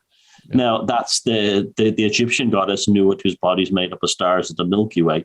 He, through the book of the law, was even aware of this. Yeah. Yeah. The unfolding of the company of heaven. Like, what beautiful use of language. Yeah. I really do love reading Crowley's work. It's just, it's people will say, before he was a magician, he was a linguistic philosopher. And it's just, Crowley has his own symbolism and his own way of saying things, but his literary works, whether it's fictional or his thelemic works, are just beautiful. They're just gorgeous. Moonchild, A Diary of a Drug Fiend. It's like, they're just incredible stories. And the passage in the book of the law where, although Nuit spans a galaxy, even the most littlest flowers are not crushed beneath her feet. Yeah. I mean, it's just so beautiful, Without trampling on the little flowers. Yeah. That's still chapter 1, right? Yeah. Yeah. And then things get really, really dark poetically in the chapter 3 of the book of the law, but it's still amazing use of the English language. Well, he was playing on a kind of a Faustian. In fact, it was a classically pagan concept where he constructed that through there. This is why he actually raved about James Joyce's Ulysses when the book first came out, and said that James Joyce would be Mr. Joyce would be considered the greatest novelist of the English language, which he has become. And it was because he immediately recognized this descent into the underworld in order to bring out the unfolding of the company of heaven. Yeah, that's beautiful. Wow. Sorry, this is the first week of summer break, so we're settling into the new routine, but the kid needs help when he needs help. But that was gorgeous what you just said, and it hit me right here. And I think now is a perfect time for the psychic weather. Okay. Is it bad? Is it great? Are you happy? Are you irate? The weekend psychic weather.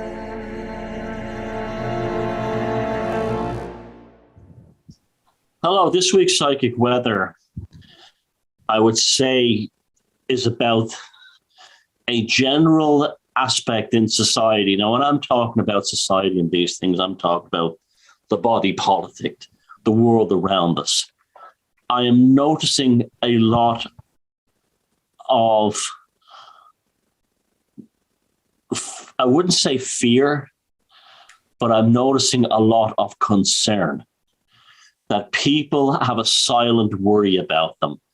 That is certainly, if you were in when you're in a situation in your life where you come privy to something that may be very destructive or damaging down the way, you don't necessarily talk to other people about it.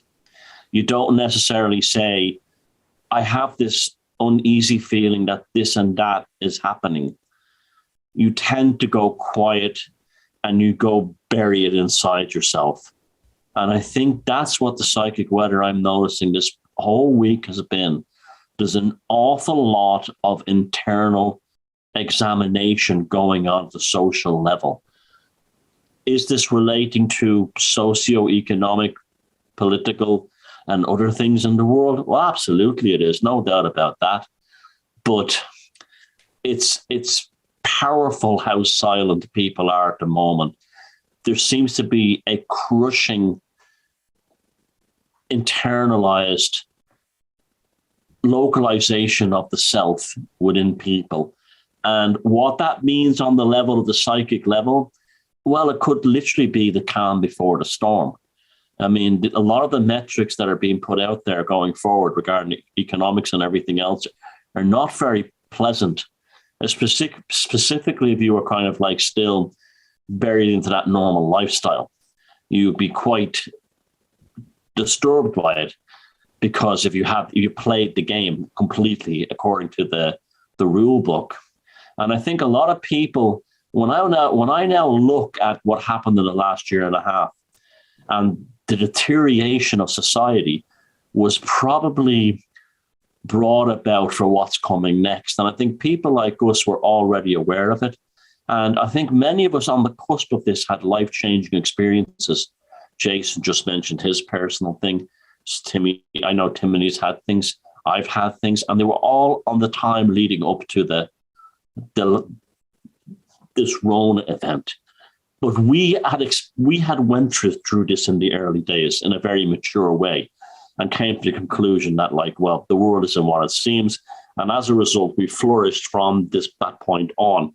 I think now the body politic, the main focus of the societies right now are in the position we were in April 2020. They're genuinely, for the first time in 2.5 years, actually examining on a deep level what the hell is really going on, but they're too frightened to say it publicly.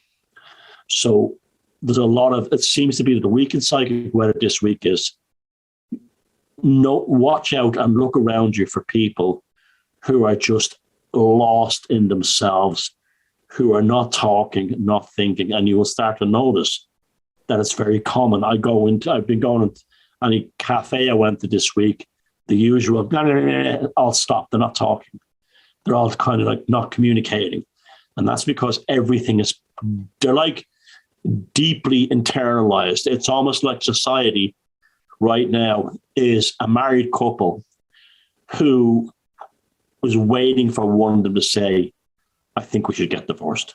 And I think that's what the week in psychic weather is this week. Is it bad? Is it great? Are you happy? Are you irate? The week in psychic weather.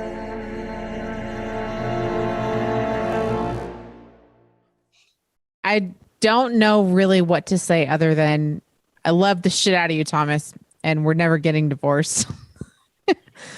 But no, for real. You couldn't have been more bang on with what you just said. And I'm not going to say a lot about, because it's not my story to say, but having heard what you just said, there was an analogy that I was thinking of the other week, and it has to do with exactly what you're talking about.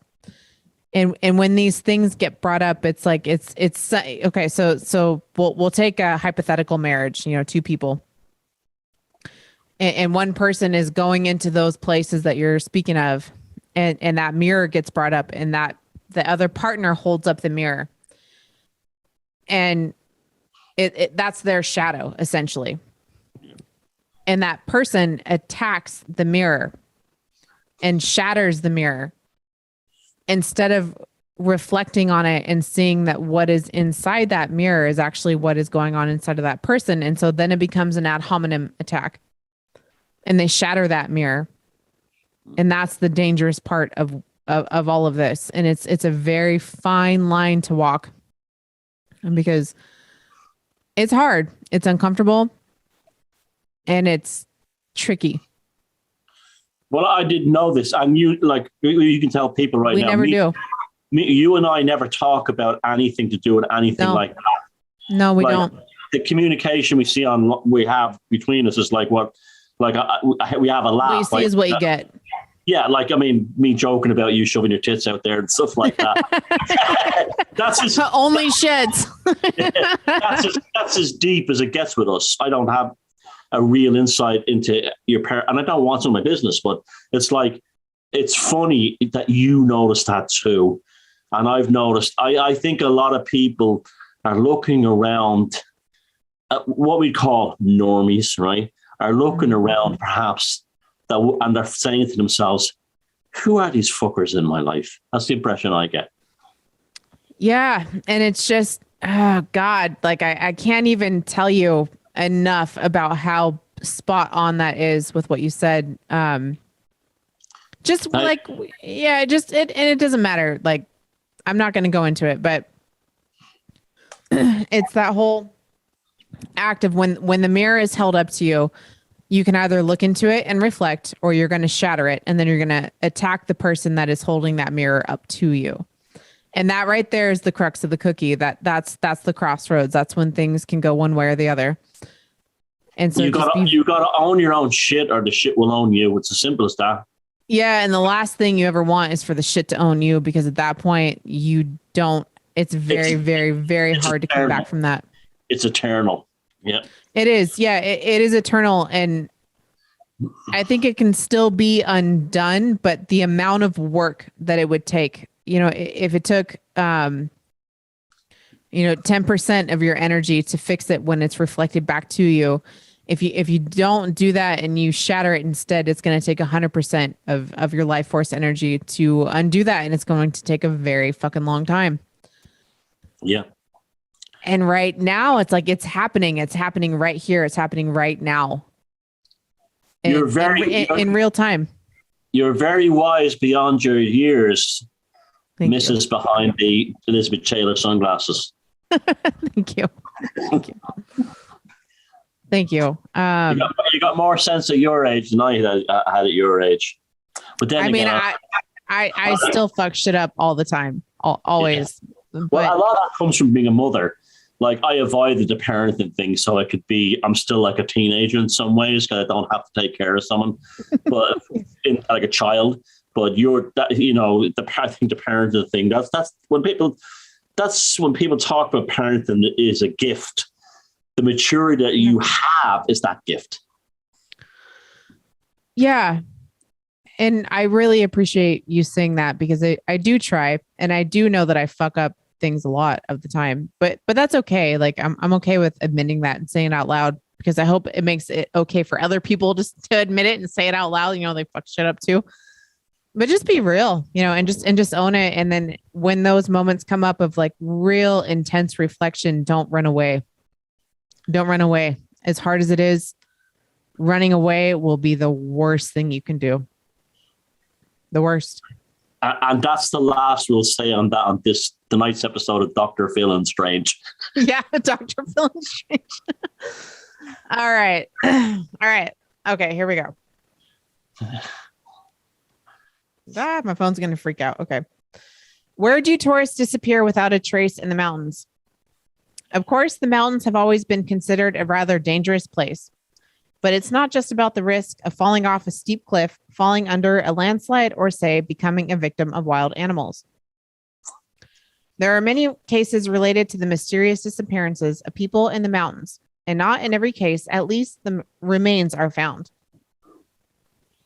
In the Himalayas, in the north of the Indian state of Himachal Pradesh, among the snow-capped mountains lies the valley of Kulu for short. Translated, it means end of the inhabited world. But more often, this place is called the Valley of the Shadows, or the Valley of the Gods. According to legend, the god Shiva meditated here for more than 1,000 years. However, the sacred place is by no means safe for tourists coming here. According to statistics, in the last 15 years alone, about 24 people have disappeared in the Valley of Shadows, all of them foreigners. The most notorious was the disappearance in 1996 of 21-year-old University of Bristol student Ian Mogford. He was last seen at the local temple. When the search began, it turned out that for some reason, Mogford's name was not even in the guest book of the house where he lived, although there was evidence that he did stay there. The following year, in 1997, Canadian student, here we go, Artavan Tahirzadev disappeared. In 1999, the 21-year-old son of the Dutch banker, they got to kill me with these names all the time, Martin de Bruyne. These were not found either alive or dead. In 2000, our compatriot Alexei Ivanov disappeared. It is known that he planned to go on a 3-week hike through the Valley of the Shadows. Following his route, the search engines came across the unidentified remains of several people, but Alexei was not among them. They failed to find Ivanov's belongings either. He never returned.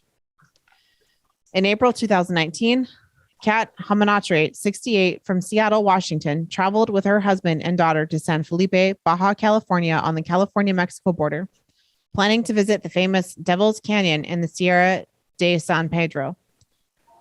All three were experienced hikers. As they walked along the trail, Kat slipped and sprained her ankle. She could not go further and said that she would sit on a rock by the stream while her family took a walk to the waterfall, and the dog stayed with her. When father and daughter returned to the rock an hour and a half later, there was no sign of Cat or the dog. The search turned up nothing, and how could a woman with a bad leg go far? The surroundings of the village of Archetypes I'm not even going to try and say that. These places are called the Archetypes Basin, are constantly visited by tourists. They say that several years ago, on one May day, a group of primary school students led by teachers went for a walk in the forest. They walked in the area of the Cossack Glade, which is a popular object for excursions. After a picnic in nature, adults and children headed home. They had almost reached the village when suddenly one of the school children remembered that he had forgotten his plastic bag in the forest. There was a beautiful drawing on the package, and the boy asked the teacher for permission to come back for him. The distance to the picnic area was only 300 meters. The boy disappeared into the woods and was never seen again. Of course, large-scale searches were organized, but no traces of the child could ever be found. Relatives of the missing boy turned to a psychic who undertook to explore the area of the alleged disappearance. During the examination, he reached a place where trees with twisted trunks grew and suddenly lost consciousness. When he came to his senses, the man said that he saw a boy running along the road who was enveloped in a black swaying veil. Locals claim that a strange greenish fog is sometimes observed in this place at night. There are many versions of what happened to all these people. According to one of them, all the missing victims became one of the harshest climates and accidents, sometimes got lost and died of thirst. Someone froze, someone stumbled and fell into the abyss. Since this often happened in remote, deserted places, many bodies simply were not found. Although not all episodes, of course, correspond to these assumptions. There are also more fantastic theories. For example, meetings with aliens or Bigfoot, getting into space-time portals. And yet, why not assume that at least some of the dead and missing simply ended up at the wrong time in the wrong place? Let's say they accidentally got into the zone of testing secret weapons or some kind of experiment.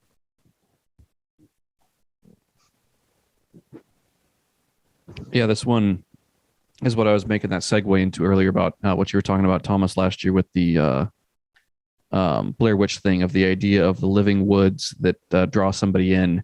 So it's like this, it almost seems to me like with this story, there's this idea that these people are being drawn into something that might be a greater life force than they are, and might maybe consuming them, or like at the end of the article saying there might be some sort of other technology there, like a weaponry system that's being developed. But it kind of seems real similar to that geomantic idea of the living woods, or the living landscape that consumes people, that draws them into it, like the people that get drawn out into the ocean who end up killing themselves out there. Like they one day get this idea in their mind that they just walk out into the ocean and they drown themselves, like Jeff Buckley, or the people in Blair Witch Project who just get drawn out into the woods, and for whatever reason, the chick throws the map away and all that. But this idea that people kind of become possessed with the mind control of this greater being that exists in the landscape, that sucks them out there and to consume them. The tall mountains seem to mess people's heads up. The cabin fever thing you hear about in America. If you look into that, it's really about like mountain areas. It's the Rockies, the Cascades, the Sierra Nevadas, the big tall mountain ranges in the US. That's where the cabin fever happens. And people just like, it's not isolation. They could be living with a whole family. There's something about the mountains that can make people, the tall mountains now, make people go nuts and walk out. And the Dolomites, which are a huge mountain range that they separate Italy from Bavaria and Austria. I mean, the things are just like this, they're colossal things, pure rock. And I was talking to a guy there once, and he was telling me about it among the Germanic people who live on the Alps, on the Dolomites. There's a thing called the faun. Faun. It's spelled F-O with the umlaut on top, H-M, and it's phonetically sounds like a phone, a telephone, but it's spelled faun. And it's a wind that comes down at certain times of the years. And Some guy you may know who's perfectly normal, or some woman perfectly fine. When this wind comes down, then someone in the family might just get up and walk up into some remote part of the mountain and just vanish. It's the weirdest thing, but it always seems to be connected to the very tall mountains. Oh. Yeah, I wonder if there's something geomagnetic about that with these big mountain ranges, or the piezoelectric kind of thing, that, you know, there's always this tremendous effect that gravity and magnetic fields have on the psyche of people. That whole thing the hippies were into about negative and positive ions. Mm-hmm. That was a big thing with the hippies. And they said the ocean has negative ion. I might be saying this wrong, but the hippie that explained it to me, but that sounds contemptuous, doesn't it? The hippie who explained it to me, but it was the hippie who explained it to me said that when I was a kid, that humans are negative ions, and when we go to the ocean, we get we're positive ions, and therefore that's why you feel balanced and relaxed when you're walking along the sea. But the opposite effects happens at the top of the mountains. It's an opposite thing to what we are, very tall mountains. And that's why we're cabin fever. And what I was talking about, what happens in those mountains between Germany and Austria and Italy, where they go bonkers every certain times of the year and vanish into the mountains. And the story that Timothy read of the Himalayas or whatever, seems very similar, that the mountain almost like draws you in to feed on you or something. Now, I don't know if I wrote an essay there on my Substack about an experience I had in Maine, where I slipped on an icy ledge beside a lake, and it wasn't for I grabbed onto a sumac branch, I would have been devoured by the lake. I would have went into the icy cold waters with no way to get out, and I would have frozen to death. And the impression I had when walking, I'll put the Substack thing down. It was one of the things that actually solidified my paganism as well. I had the feeling that I was being eaten by the lake. The lake had existed to trap me as a nutrient source. Are these mountains that call people up into the tops of the mountains? Is the same thing going on there? You know, they'll say there's loads. I mean, I can't name them, but I can remember TV shows like "The Mountain is Calling," "The Mountain is Calling Me," this kind of thing. And they vanish up into the mountains. So, are we dealing with something like a sentient mountain, a sentient landscape? Yes. Answer: yes. Yeah. You had your own experience with the water trying to consume you last year. Should we talk about that? Yeah. Broad details of it. Okay. Well, you should preface it by saying your thought that you had about the initiation before it. So with the story that Timothy's about to tell, it's interesting because, you know, like what we're talking about here with initiation rituals, there's always that concept of being separated from your normal everyday life and then being symbolically killed and then symbolically rebirthing yourself into an initiated form, right? So there's all kinds of initiatory rituals that exist like this that have mirrored, whether it's using whether it's using Osiris or anybody else, the different people who've gone throughout history and have had these this kind of initiation ritual. So Timony had her own kind of initiation ritual with very similar to what we're talking about here, of perhaps a sentient body of water. And that did happen on the day of our first show, right? Okay. So 1 year anniversary next week. First day that we ever did our show. Yeah, it was the first day that I actually met Jason in person. We'd been friends for a long time online, but my brother lives up by where Jason used to live. They actually lived a block and a half away from each other, which was wild. That is weird. I went to stay with my brother. And Seattle proper and all the suburbs, it's a huge area. It takes hours to go from the north end to the south end of Seattle. It's huge. So just the fact that they lived that close together was weird. So I went to stay with my brother. And remember that day, Thomas, we recorded the first Weekend Strange in my brother's backyard. I'm not sure if you remember the I do, and we heard a train in the background. I remember that. That's always remember a locomotive in the distance. Yeah, if you guys go all the way back to episode number 1, you'll see that. Yeah, and it was yeah, I remember that. It was a garden behind him, and then yeah, I remember that. God, doesn't that seem like 100 years ago? It does. I feel like a completely different person. Like I'm gonna tell this story, and I feel like I'm talking about somebody else. So we did the show when we wrapped it, and then we were gonna also do, because I only had a weekend there. We were gonna do some filming for Sasquatch. And, meanwhile, we're like, well, let's go do something fun for a little bit. We'll go down to the Puget Sound and we'll go swimming for a little while, and, we'll do something to kind of break it up and whatever. And so we went down to the Puget Sound, and we got in the water, and I'm not a great swimmer, but I'm a competent swimmer. I've been swimming since the time I could walk, and got in the water. And there's something different about the waves in the sound. And you don't know that it's too much for you to handle until it's too late. Buoyancy of fresh water. Yeah, the buoyancy of the fresh water, the salt water and the fresh water, they mix, and it changes the consistency of the water. Yeah. And so I had swam out a little bit too far. And I've never, ever in my life had a fear of drowning, ever. And all of a sudden, I couldn't get my head above the waves. They were way too high for me. And as soon as I would try and get a breath, the wave was, twice the size of it. If you stack two of me on top of each other, the wave was that big.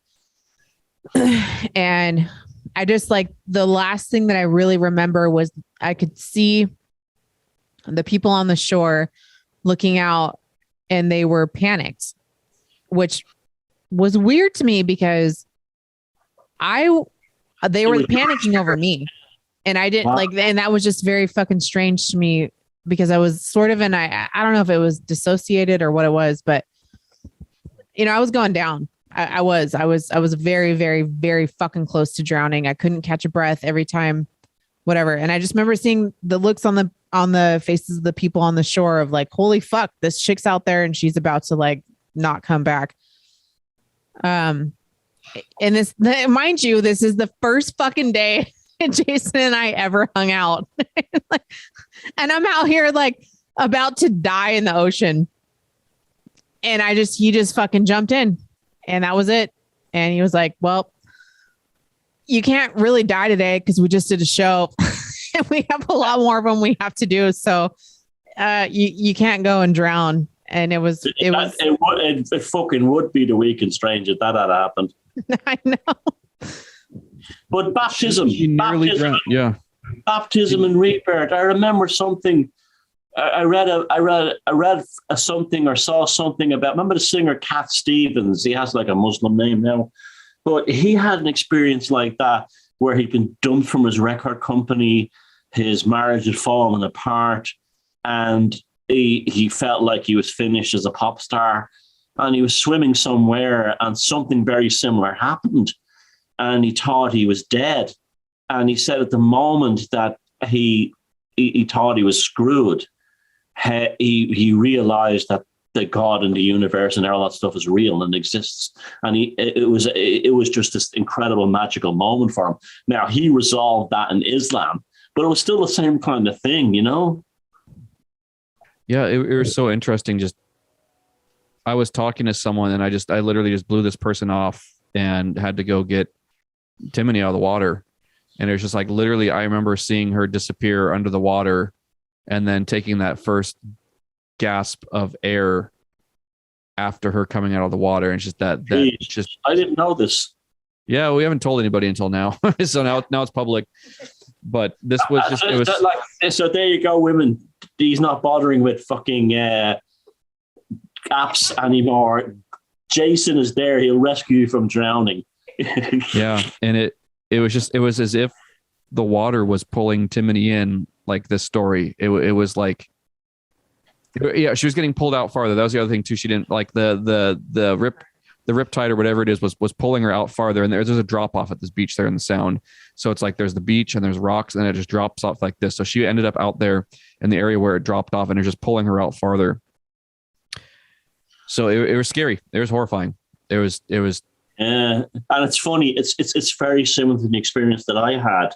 It also involved water and rocks when I was found at that lake in Maine, or nearly fell in. It happened in slow motion, and the profundity of the extreme danger of it. There was another. So let me tell you another story that I had when I was 12. I went camping with my friends in a place called Britas Bay in Wicklow. It's kind of built up now, but back then it was like a beautiful beach, a stunning 22 miles ocean, sandy beach. And there's cliffs at the end of it. And I was on the cliffs with my friend and I saw a frog. And I said, "Oh, look, a frog." And I went down to have a look at it. And I slipped down the cliffs. And just the ocean was down there below. And my friends all screamed. They said, he's gone. He fell off the cliff. And I landed on a kind of a little rocky outcrop. It wasn't a long fall. It was like a slippy thing on your belly and your hands up like this kind of thing. But when I got up, the frog was looking at me with, like, it was saying something to me. Like the frog was like communicating to me. And it was just the weirdest experience. I don't know what that means or anything. I don't know what the frog totem is. But it was looking at me like it was saying, "Oh, you got lucky," or something like that. Well, and the frog is an amphibian, right? So it can do both. It can go above water and underwater. And so it's kind of looking at you, like not mocking you, but kind of like, "Dude, come on, get your shit together." Like, you're on my turf now. You dared to tread into this territory. You got a little bit fucked up, and like, don't pity yourself. Get up. And I'll tell you another story that I had completely forgotten until the other night when I was telling somebody another near-death experience. It's weird how I forgot this. When I was about 11, I was on the back of a motorcycle. I know how I remember how it came back, because my friend Francis bought a very similar motorcycle to what I was on the back seat with my dad when I was 11. And we were going to where he worked, and we were turning the corner in central Dublin, and the motorcycle caught an oil slick on the road, so it went like that, right? And the two of us went flying off. Okay, and I could have been killed. We could have been killed. No one was killed, right? What's really weird is that's the spot where St. Patrick allegedly baptized the first pagans. How fucked up is that? Can't plan that stuff. No. Yeah, so there is what we were talking about earlier with the deep waters. There's something about that very viscerally and literally has to happen to you, I guess. In my experience, maybe not for everybody else, but it seems like with all of us here, it has to be a literal experience with coming face to face with the deep, dark blue. Like, you might be going down. And like, how do you feel about that when that happens? And for me, like, I wouldn't say it was funny, but it was almost ironic. Like, yeah, it's amusingly ironic in a sort of like a what the fuck kind of way. Yeah, well, I guess this is happening, Yeah, so well, I'm very glad I'm very thankful that Jason saved you. My ass. Yeah. It's just a weird thing, isn't it? It was. And on the very first day of us doing this together, and the very first day that Jason and I actually ever hung out, and the very first day of the Week in Strange and the summer solstice. It really was a Week in Strange. It was. Yeah. And so I had to sacrifice my favorite pair of sunglasses and my favorite pair of earrings to the ocean that day. You wouldn't give up this life to go back to the old normie world, though, would you? No fucking way. and for me, it was already a thing. Like I was never going to be that way or go back to that. But that was like a very Powerful real mark in the sand of like, well, there's actually literally no turning back now. Nope. Yeah. And there's no fucking price that I wouldn't pay for that. And look at you now. You have a successful internet show. You're making music and stuff like that, and you're having a lot of fun. We fuck around and have fun, you know. Like it's just great to be able to like do something that I like to do. I don't give a fuck if anybody else likes it. I really don't care. It's just it's fun and it's interesting, and it gives me a lot of joy to do something that I like to do that inspires somebody else to do something. Well, I'm very proud and honored that I helped open that door for you, because that means a lot to me. You did. Don Tomasa. Yep. Don Tomasa. Yeah. Family is everything. And without a fucking casting couch or anything like that. Yeah. You didn't need one. You didn't need one. But no, yeah, it's an honor for real. It is. And I fucking love it. I'm delighted to share that story, because that's been very moving for me to hear. Thank you. Yeah. It marked the start of something really great. And we've been going ever since then. And the tide has not stopped. Yep.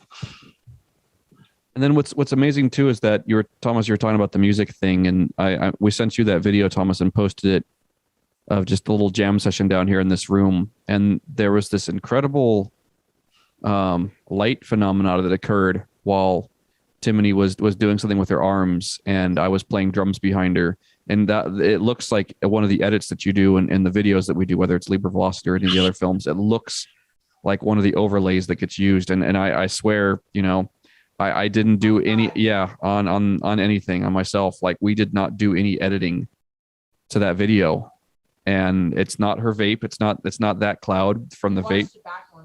And there was orbs throughout that entire, all the songs we recorded, probably recorded 7 songs that night. And there's orbs throughout all the videos, but just at that one moment and a few other moments, there's just these light bars that travel across the screen from the right of the screen and the left of the screen while Timony's moving her arms up.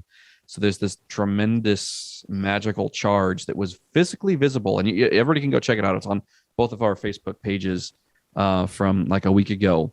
But it's like, yeah, what is that? It's like that's some kind of energetic charge that was actually captured by the camera. You know, in this room, it was just candlelit. So it's just you know, talking about an initiatory experience for Timony a year ago, and then like, and you know, it's very important you didn't tell anybody this till now. Yeah, you might have texted if you had told it a year ago.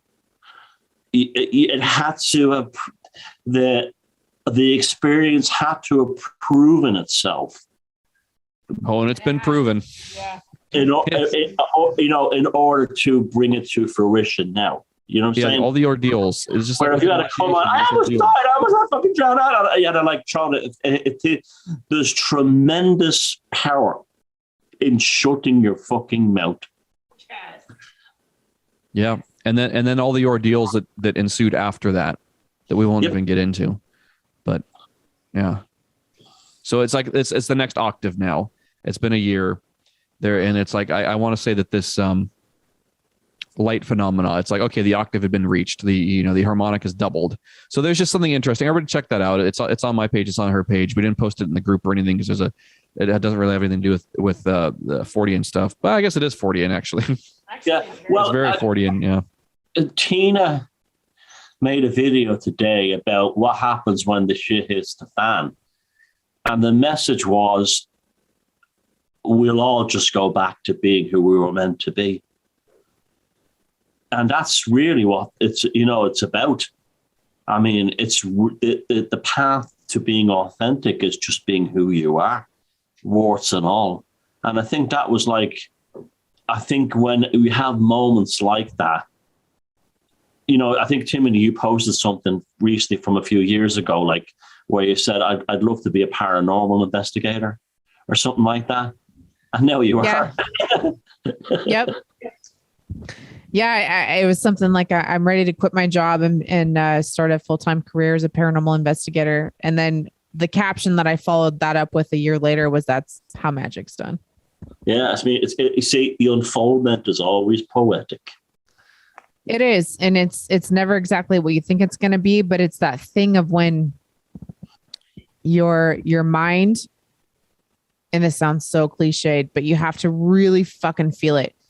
It's when your mind and your emotions at the same time agree on the same thing, and you let go of what matters within space and time. It doesn't fucking matter anymore. It doesn't matter if it happens now or 100 years from now, because everything's happening at the same time anyways.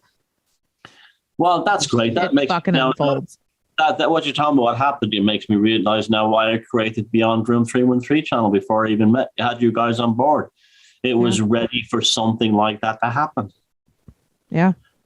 The gods were getting the dice set up in a row. I know. I'm getting all emotional. I'm the girl in the group. I'm going to be the one that cries. Fucking love you guys. All right. And here I was thinking, the poor American girl. The poor wee American girl is just nervous. She just fucking life and death experience. No. It's very different than that. But anyways, here we go. Native Americans claim that little beings inhabit their mountains.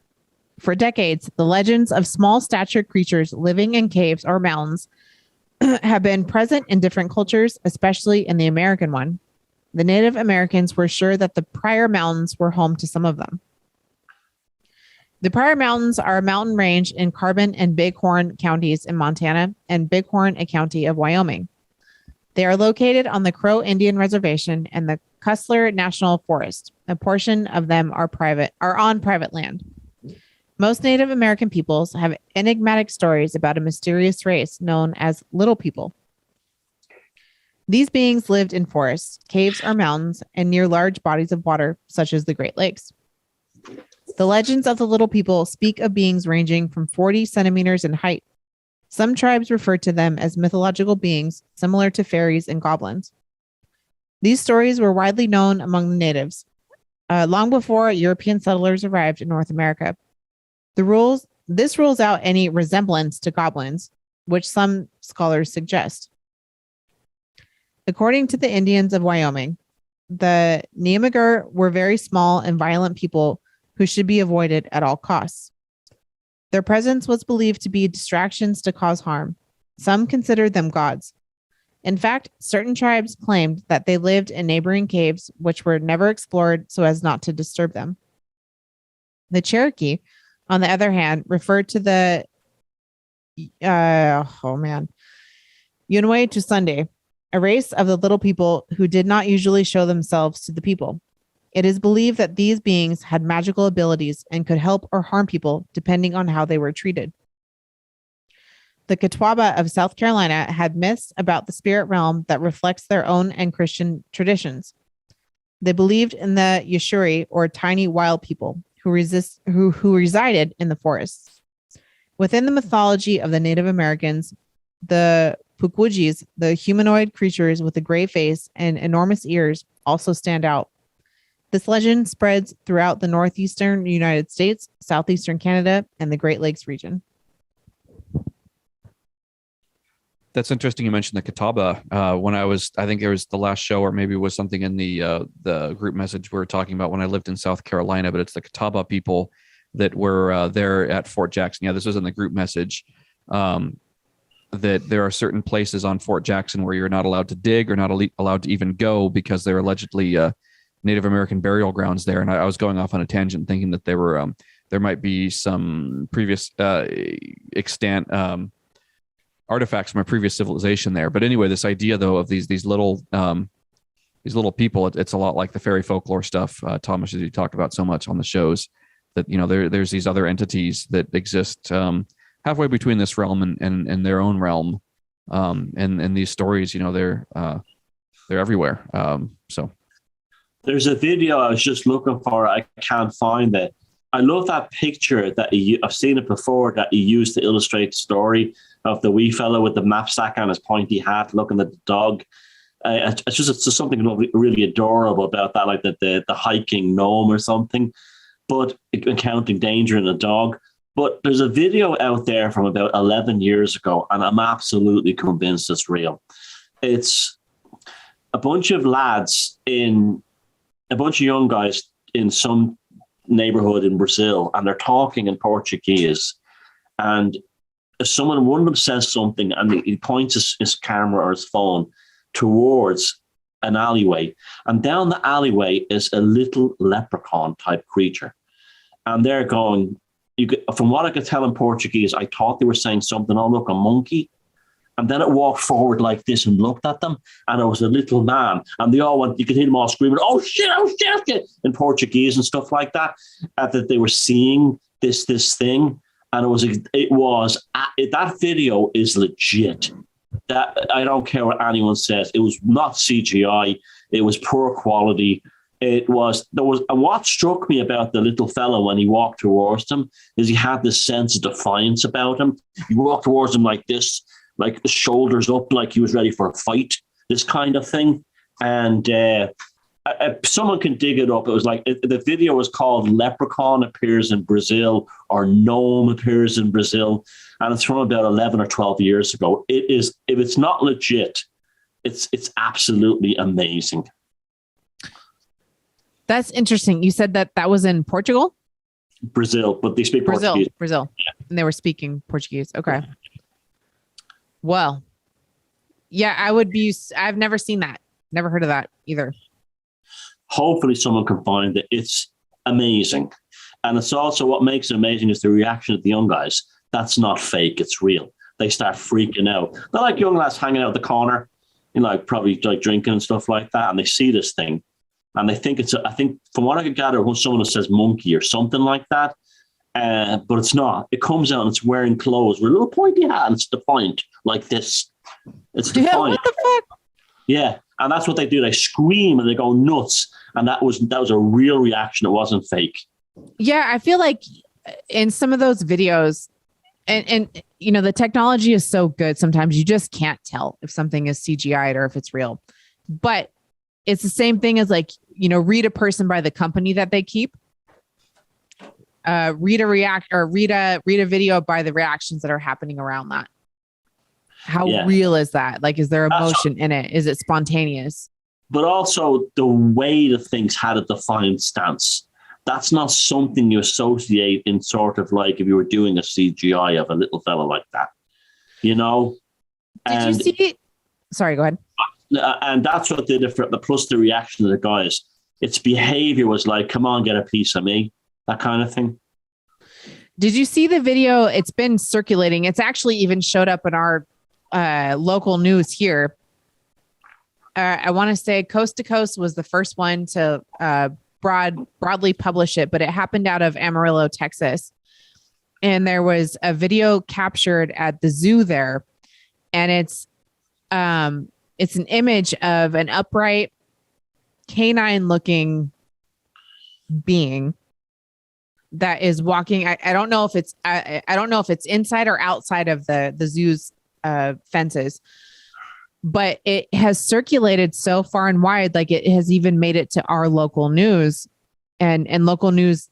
I follow local news in other places that I live. And have you seen that? No, that's a new one to me. Okay. I'll send it to you later. Yeah. African Americans, particularly in like Tennessee, northern Georgia, and over into northern Alabama, have a leprechaun culture that they actually, and they call them leprechauns as well.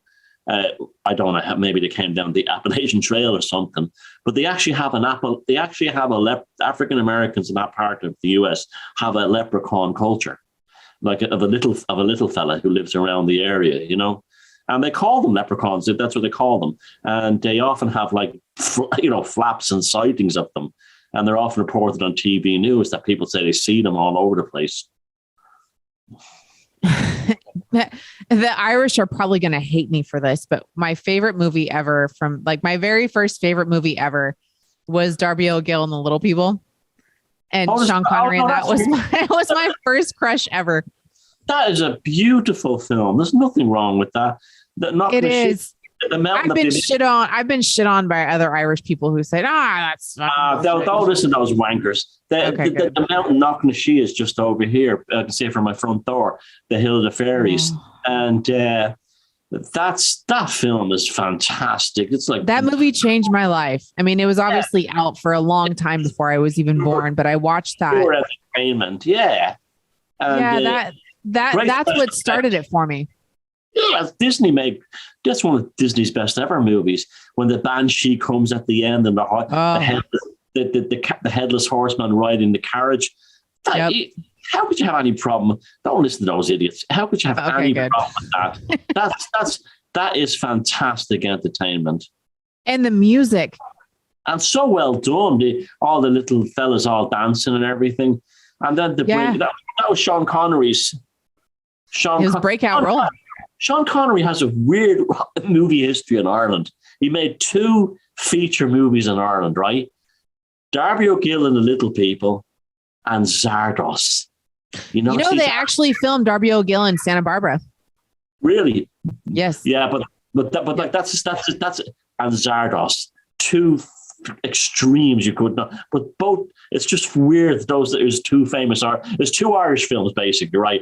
Are Darby O'Gill and Zardos. Yep, they're Irish films. Yeah, it's just so strange, Yeah, I remember being a little person, being a kid and watching that movie, and there was something so transcendental and captivating about what I was seeing. And that movie is what sparked my remembering of my past lives being from Ireland. Because I when I go to Ireland, I've only been there one time. Yet I knew exactly where the fuck I was. Yep. You could have taken the map away, and I knew, I mean, within reason, not coordinately, but I knew where I was. I could get around. And everybody that I met, they were like, you're our family. You actually have, you belong here. And I didn't have to say that to them. They said it to me. Well, that's nice. Yeah. So, yeah. I love that movie. I'm glad you sign off. Oh, yeah. Just take it for what it is. Wonderful entertainment. Yeah, it's actually, we're probably going to go watch that later. Disney at its best. That's so interesting that it was filmed in Santa Barbara, because that's right north of where I grew up. And I'm pretty sure actually where I died in my past incarnation was in Santa Barbara, which is just very interesting to me. I have a real connection to that land there, the hills in Santa Barbara. So just interesting. In fact, I believe the film nearly cost him the Bond role because there was executives saying things like, well, that guy Sean Connery, he's good looking, but he makes kind of fantasy films. He's not really suited to be James Bond. Nobody doesn't want to see Sean Connery. It's funny. It almost cost him but he's an interesting film star in how he changed all through his career. He's more than just Bond. I mean, I don't know if you've seen Zardos, but it's the strangest fucked up film you've ever seen in your life. I don't think that I've seen that. It's the only full-length Irish feature science fiction film. It's filmed in Wicklow. And the penis is dead, the gun is mighty. It's this weird surrealist thing. Doesn't surprise me. I think he was also a Freemason. Well, maybe. Well, a lot of Scottish people are, but that's okay. That means nothing, I'm just I just what you're doing. Always had that sort of mystique about him, and then it made more sense. Brian May is a big time Freemason, but it doesn't mean nothing, It's just. No, but there was something about Sean Connery though. People can be Freemasons and it's whatever, so you're a Freemason. It's like a fucking sticker on a package. Nobody cares. And something, his best ever movie, he plays an Irish role in it, The Untouchables, where he plays the police sergeant. That is a fucking amazing gangster film. And he was unbelievable in that. The whole one where he does that speech to Kevin Costner in the Catholic Church. How far are you willing to go? Yeah. Put one of them in the church, you put one of them in hospital, you put one of them in the morgue. That's the Chicago way. That is one of the greatest scenes. I love gangster films. That's one of the greatest scenes in Don Tomasa. Yeah. Yeah, and I was still in love with him when he was old and he was in The Rock. And I can't remember his character's name, but he was the guy that he was the only person to ever break out successfully of Alcatraz, and he was old and had gray hair and all that shit, but he was hot as fuck. I would have totally ringed him. You get it all on this show, don't you? Yeah. Oh man. Okay. So we have almost made it to 3 hours. This is what happens when we miss 1 week because we miss each other and we just have to talk and you guys get to hear it. So yeah, I don't want to end, but I feel like we have to because people are going to start falling asleep. Right? They're going to fall asleep. Are you going to fall asleep? I can go a little bit longer. Okay, let's keep going. Okay, so what's next? What are we going to talk about next? Well, we got through all the stories. Yeah, we read all the stories. Yeah. Right now, I would say it's real interesting the way that we've tied together both AI, fairy folklore, geomancy, and deep outer space. So there's this common thread throughout today's show that deals with kind of the. Let's just wax lyrical. Okay. Let's just talk about something else. Okay. What do you want to talk about? Well, I was just going to say with that is just we've got this interesting correspondence here between the origins of life, both from deep in space, from deep under the ocean, these tunnels and everything, and then people being pulled. We talked about Timone's kind of watery initiatory experience, and it's just that life has an interesting way. Life finds a way, that Ian Malcolm quote. But know that there's this interesting thing with life force energy where we have a really amazing experience here as incarnate beings in human form that we really have no idea where we originated from as a human being or where we're going as a human being, but that there's just so much greater, there's so much more out there in the universe than we could ever know. And that the idea that the paradigm that we exist within doesn't give enough credit to life being more than just coming out of this primordial soup, that there's so much evidence out here in these stories that there's just tremendous life out there in the depths of space, in the depths of the ocean, underground, above us in the sky. There's just so much variety out there. I did a talk this week. It's actually up there with Greg Moffat on Legalized Freedom about the movie Penda's Fen. Have you guys seen that film? What is it? What is it called? Penda's Fen. King Can you spell it? Pendafen. You'll see it. It's the link is posted into BR313 group, and it was a film. It was made in the 70s and kind of vanished. It was shown on BBC and left people shocked, and it was never seen again. It became a kind of cult classic. And the DVD was released in 2016. That's when I heard about it because I read the review 14 times. But the film is about the coming of age of a young English boy who is very Christian, very conservative, very Presbyterian, and very traditionalist. And his whole life is torn asunder through like sleep paralysis, accidents, and dreams, while he's discovering the landscape he lives on is actually pagan. And the old pagan gods are helping him come out of his paralyzing conformity. And it reminds me of a lot of like these kind of experiences. It's a very good film. It's kind of weird, but they're definitely worth watching. But it's the trauma, like the trauma you were talking about, Timothy. Yeah. I remember Maria Wheatley. When me and Maria Wheatley were making a TV series with James Swaggart years ago, we're traveling around Italy and stuff like that. And she said to me, Thomas, you're really into the whole idea of trauma, aren't you? As being a kind of just like how a conversation we had, as the idea of that being a catalyst, a seed. And I says, absolutely, it is.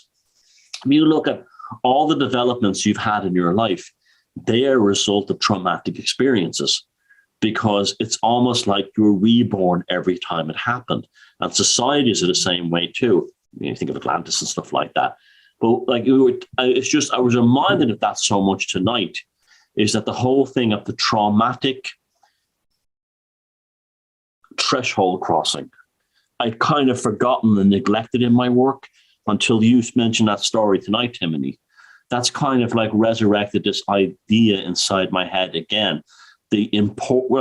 in Western societies, we don't have initiation rituals anymore, where That's people so sad. are, but we do. It's what happened to you last year.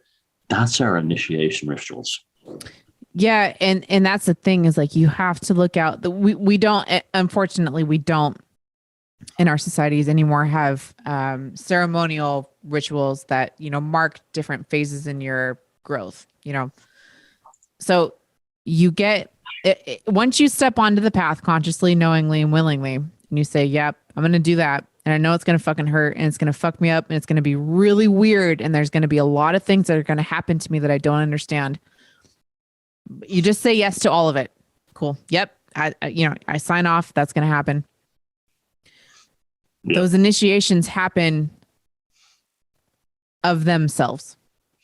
Yep. It's not set up. Your tribe, your people aren't necessary. I mean, your people will be there, but you won't know it. It's not going to be set up as such. But it happens and it's really fucking scary. But then you come out on the other side and you're like, whoa, that's actually a thing that happened. And then take a year away from it. And then look back on it and line up the dates and the times and the synchronicities of what happened. And you'll see it. You'll see.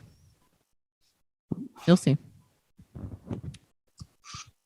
Just really similar to the symposium we had where we talked about the hero's journey.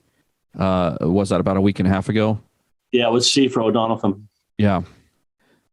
And it's interesting with initiatory experiences. It seems like they kind of happen in a fractal nature where it's like you have one and then you go through maybe a 7-year period or a 14-year period.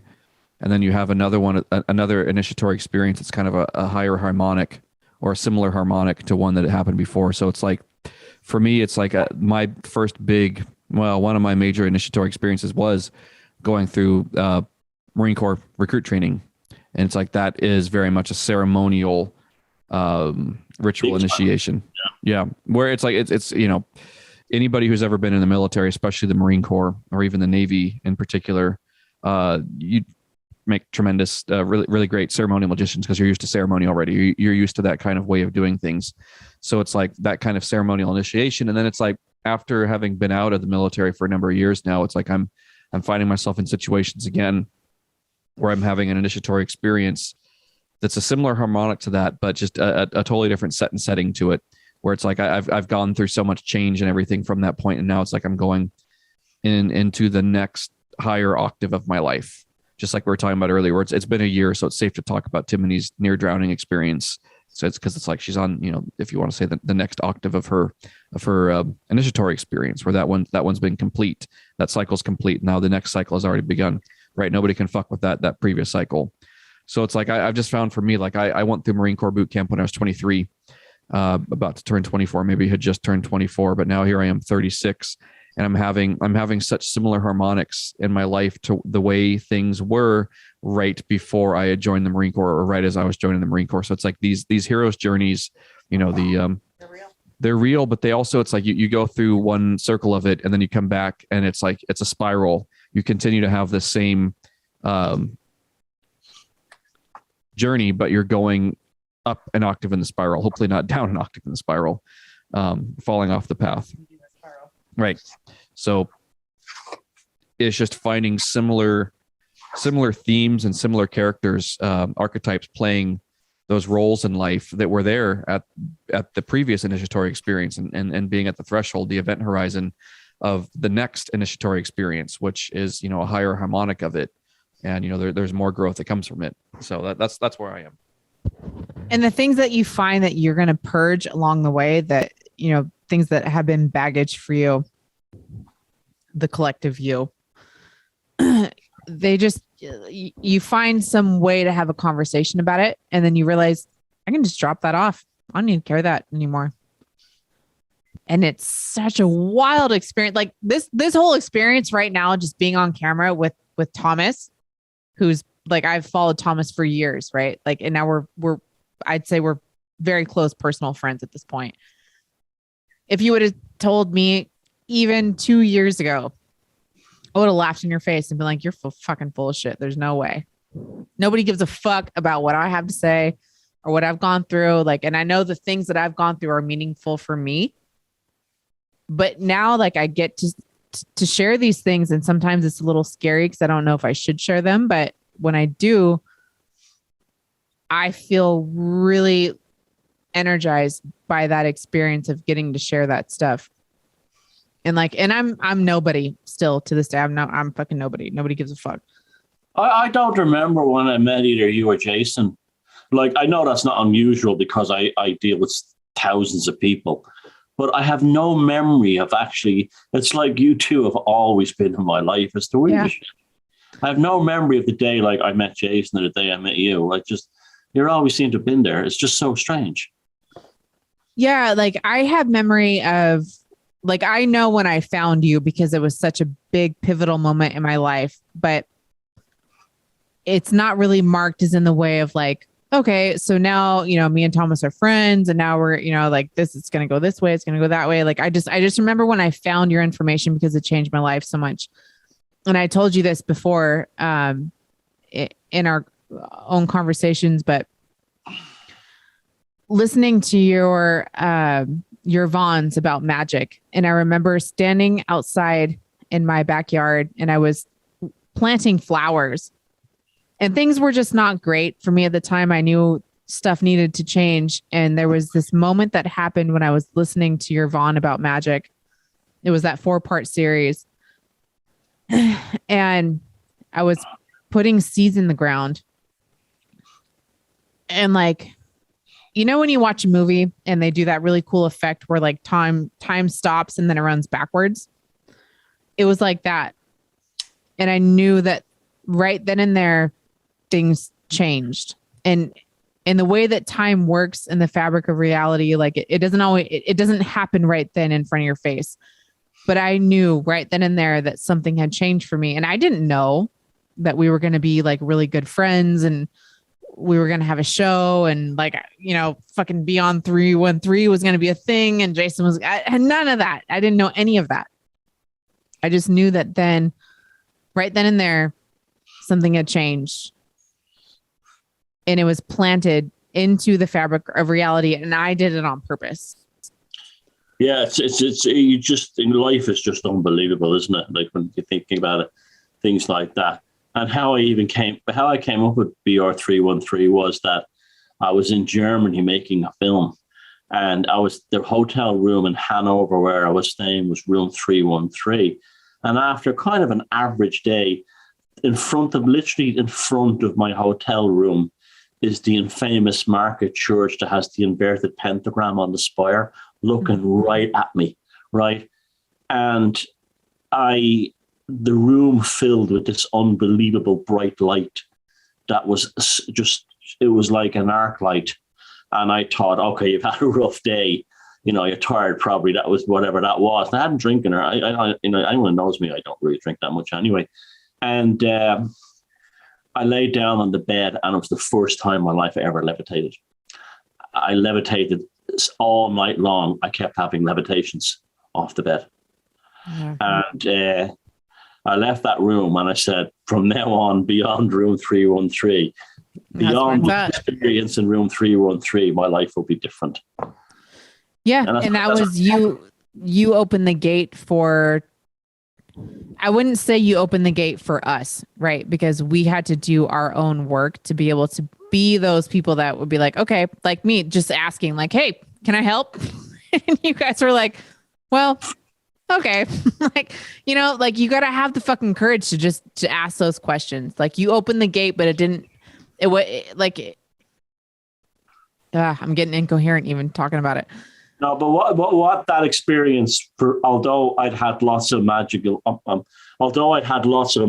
experiences in my life and I had proven from the time I was a teenager that magic worked and was real, that was the first time that I had the kind of experience that you read about in religious books and you read about in people happened when they went to India and stuff like that. That was the first time I had that peak experience without asking for it. It just arrived. And, it's a long story behind that, but I know exactly why it happened and what triggered it. But it was, it had to be then, and it had to be at that moment, and it had to be in that place. And it wasn't planned, and that's what made it so powerful for me. It happened.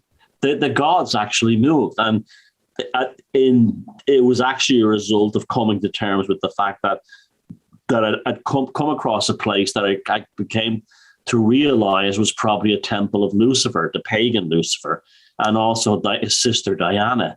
And no one had ever had this revelation of this place before. And that was, I think, what triggered it. It was like the gods saying, "You're right." Yeah. In the right place at the right time. And I'd be curious if we could go in a time machine and see, just because of where we are now. What you were doing that night and what Yes. Jason was doing that night. Yep, exactly. That's exactly what I was going to say. But, all those things aren't predetermined. It has to do with your own personal decisions and your individual life up until that point. And we all have our moments, but I really do wonder if we could step into a time machine and see at that moment, if that was the moment when time ran backwards for me, when I was planting flower seeds in my garden or whatever was happening for Jason, he was probably in his backyard too. And shit just lines up in a weird way. And like I said, if somebody would have told me 2 years ago, you'll be doing that in a year, I would have fucking laughed in your face. I'm like, you're insane. No way. No way. Like, what? No way. Like, I think that experience, Timothy, you were talking about with the watching the Magic Vaughns, was that in 2017 or was that 2016? 16. I want to say what I was doing at that same time. When I listened to those, I was driving. We're talking about Seattle. I was driving to a rehearsal in Seattle when I was listening to that 4-part series, and I was actually being actively gaslighted by my former best friend by my best friend at the time, and it was just like there were certain little seeds of knowing what I needed to do as a catalyst to affect change, to go in the direction of my own will and changing the path that I was on. And it's actually right after that I split up with these people I was playing music with, and this former best friend of mine who was gaslighting me. I literally was the very first time I ever did no contact ever again. I'm like, this guy that's been a really good friend of mine for decades. I could see the gaslighting. It's like, by definition, I'm like, yeah, that's actually gaslighting. So I just cut him out. It was really, really, really, really, really, really hard for me to do. But right after that is where I'm getting at is I started studying. I took it upon myself to, I've got the Montgomery GI Bill. Fuck playing music in a band. I'm going to go become a composer. So I literally went from playing in a band to studying composition for film, TV, and video games. I started at Berkeley on Berkeley School of Music. I used my GI Bill to do that. And then on the other end of getting my degree a couple of years later is literally when Thomas and I are talking about making Liber Velocity. And in the beginning, like, production meetings that we did, I was still in school, swamped with work. And I remember telling you, Thomas, I need 2 weeks right now to finish up my finals. And then once my finals are complete and I can come out from my hermitage, I can put my full attention into composing for Beyond Room 313. I wasn't even part of Beyond Room 313 yet. It was composing for the film. So it's literally on the other end of that, taking that initiatory path of blocking someone in my life who was being terrible to me, who was gaslighting me and taking my money and stuff, and deciding to be a composer. On the other end of that, there's my gig. I can finally compose music for films and topics that I'm interested in. So it's like, I literally, you were in your backyard planting seeds. I was planting psychic seeds of like, you know what? I can shape my own destiny. I know I can. And it's like, on the other end of that initiatory experience, here I am working with, best friends again, where it's like, I've got this project very similar to what I was doing with my former best friend. I'm not going to mention his name, but it's like, it's the healthy version of that, where there's no money being taken. There's no manipulation. There's no gaslighting. So it's like, but I had to create that reality myself. When you offered to score the next film for me, I was like quite surprised, because No, I wasn't insulted or anything like that. I was the opposite, because I'd been writing and playing the music for my own films up until that point, which I thought were quite good. I think the soundtrack, The Lever of Providence, is absolutely excellent. Even though I wrote it and played it myself, I think I really got the effect I was after. But it made me think when you said that, if I had someone to take care of the music, I can work more on the writing and the visuals. And it turned out to be the best thing ever, because it was one less thing for me to focus on, where I could focus on something else. So it's funny that, it's funny how that happens. Yep. And just that whole dynamic of working on that film was just so similar to enough. Like I was saying, it was the healthy version of what I was doing with Aaron before. That was the toxic version of it. He was a little bit older than me too. It's like he was the older brother archetype, but he was the toxic older brother archetype that was using me and manipulating me. So it's like, I have not played any music since you took over. I remember you saying that. Yeah. I don't play with bands. I don't play with myself. That sounds weird, but I don't play. I bought myself a ukulele just to tap out some things now and again, because I wanted to learn something new, a new instrument. But I used to play everything: keyboards, drums, guitars, the lot, and bass. And I don't. And it's not I'm not complaining. It's just like you kind of like put the bookend at that part of my creative life in a good way. I'm not saying it's a bad way, but it's like I literally don't jam with my friends anymore or anything like that. It's weird, isn't it? But it's like, and it's not that I miss it or I feel bad about it or something's missing. It's just like, I'm here now, that kind of thing, Yeah.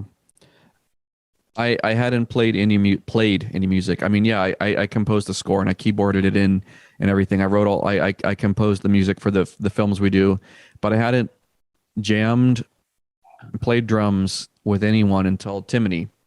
It's like I had such a bad experience with Aaron, my former best friend, that I was like, fuck that. I am done working with other people like in a band setting.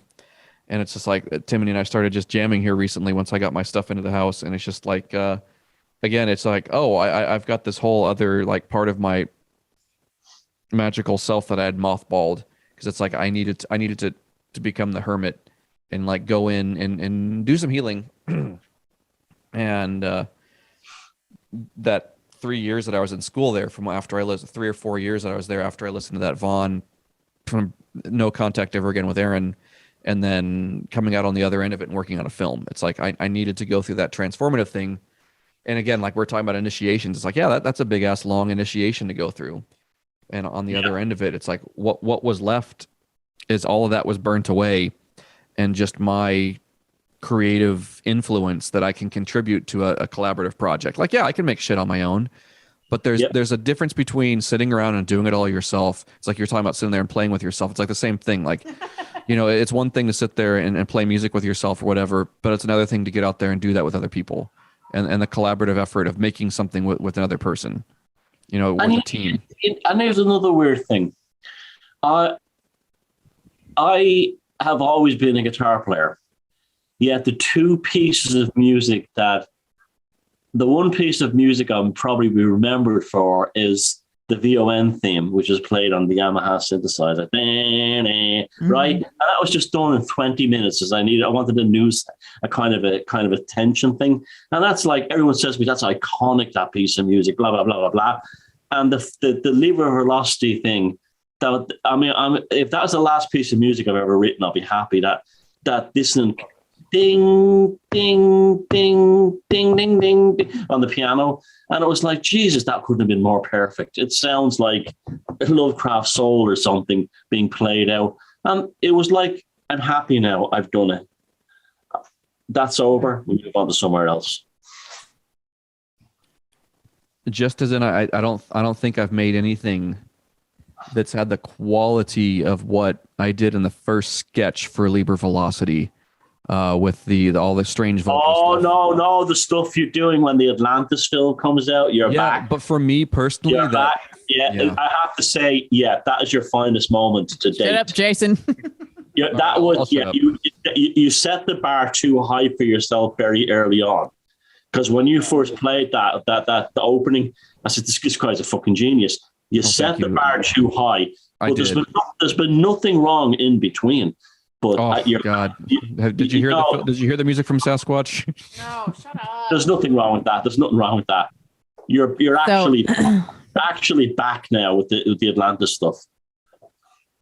Yeah. And when that film comes out, you guys are going to be mind blown by the work that these boys have done. I'm so fucking proud of them. Well, you're on it too. But you said but like I know. Okay. Yeah. It's not about. Jason had set the bar too high for himself with the first thing. It's the class. Sasquatch was second album syndrome. Okay. Yeah. But I like it. Everyone else likes it. But in time, it'll be like the second Stone Roses album. At the time, people said, "What the fuck is this shite?" But now everyone goes, "Second Coming." Oh, I really like Second Coming, or October by U2. Yes, it's really good. So that's how it is. It's that second album syndrome. So I want to give a really good example of how magic works. And you guys were both there for this, so you can say that this is actually what happened. So I made that post whenever it was, a year and a half ago, 2 years ago, about wanting to be a paranormal researcher, whatever. So Jason and Thomas put out Liber Velocity. And I've been following Thomas for probably 7 or 8 years. And they put that out and I was fucking mind blown. And I didn't dare message Thomas because I know he has so many people in his inbox all the time. And like, I just, whatever. And Jason and I had become friends. So I messaged him and I was like, hey, like, I would love to help. I don't need any credits. I don't need any money. I don't need anything. Like, I would just love to help with research. And he was like, well, what do you mean research? I was like, well, I'm just assuming that with the movies that you guys make, like there's a lot of research that has to go into it. Like, I would love to be a part of it. If there's any opening, like I would love to do that. And he was like, okay, yeah, cool. That sounds awesome. Like, let me talk to Thomas about it. And he did. And he got right back to me, which was surprising because in most situations like that, you know, people will just kind of blow you off. But he did. And he got right back to me. And he was like, okay, well, you know, Thomas has this idea and like, let's have a Zoom meeting. I've never done a Zoom meeting in my entire fucking life. And I was like, what's a Zoom meeting? Okay, I'll do a Zoom meeting. And so we do a Zoom meeting before I had to go to work. And we had a conversation. And okay, so what do you want to do? All right, well, I like to do research. Okay, well, what does that mean? Okay, well, this is what I think it means. What do you think that means for you? And they're like, okay, yeah, that sounds cool. But we have this other idea. Like, what about the Week in Strange? And I was like, what's that? They're like, it's a show where we're going to talk about weird shit in the news. And I was like, all right, that's cool. They're like, but we want you to host it. And I was like, what? Like, at this time, I didn't even like having my picture taken. Nonetheless, having like being on camera.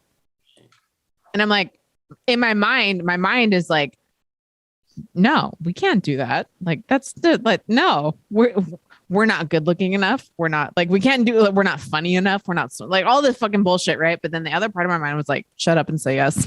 I was like, okay. Actually, you know what did it for me? And I said it to Jason. I said, let's bring this girl in. I really like her speaking voice. And that's what did it for you. You have a very nice speaking voice. Thank you. Yeah. And I remember like we got off that Zoom call and I was like, I was just on a Zoom call with Thomas and Jason and they asked me to do something with them. And I'm like, for real, I'm a gutter rat. Like, I came out of nowhere. But what I'm saying, the whole point of it is not to, the whole point of this is like, that's how magic works. Yeah. Yeah. Yeah. And having the courage to ask a question, like, okay, yeah. So they could tell me to fuck off. That's fine too. Yeah, absolutely. You've got to step into the circle. You have to. It won't happen otherwise. You know, I mean, no one ever became a famous sports star or a famous musician by sitting at home wondering about it. Yeah. I'm going to ask, you know, and my way of asking too was like, I didn't want anything. I was completely contented to be, never have nobody ever fucking know anything. That wasn't my goal. Like, I just wanted to be able to help, because what the caliber of what you guys did moved me so much. I wanted to be a part of that. It was magic to me. And so I was like, well, if there's anything that I can do to be a part of that, to help, to create that going forward, I want to ask. And if they tell me to fuck off, that's cool. I mean, I'll be in the same position I'm in. Well, you know me, I always come back to the Bhagavad Gita when Krishna said to Arjuna, you have to put intention into action or there's no evolution. Fight, Arjuna, fight. I think we'll leave the show at that.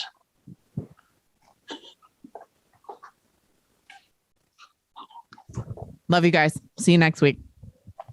Bye-bye. 1 year of anniversary next week.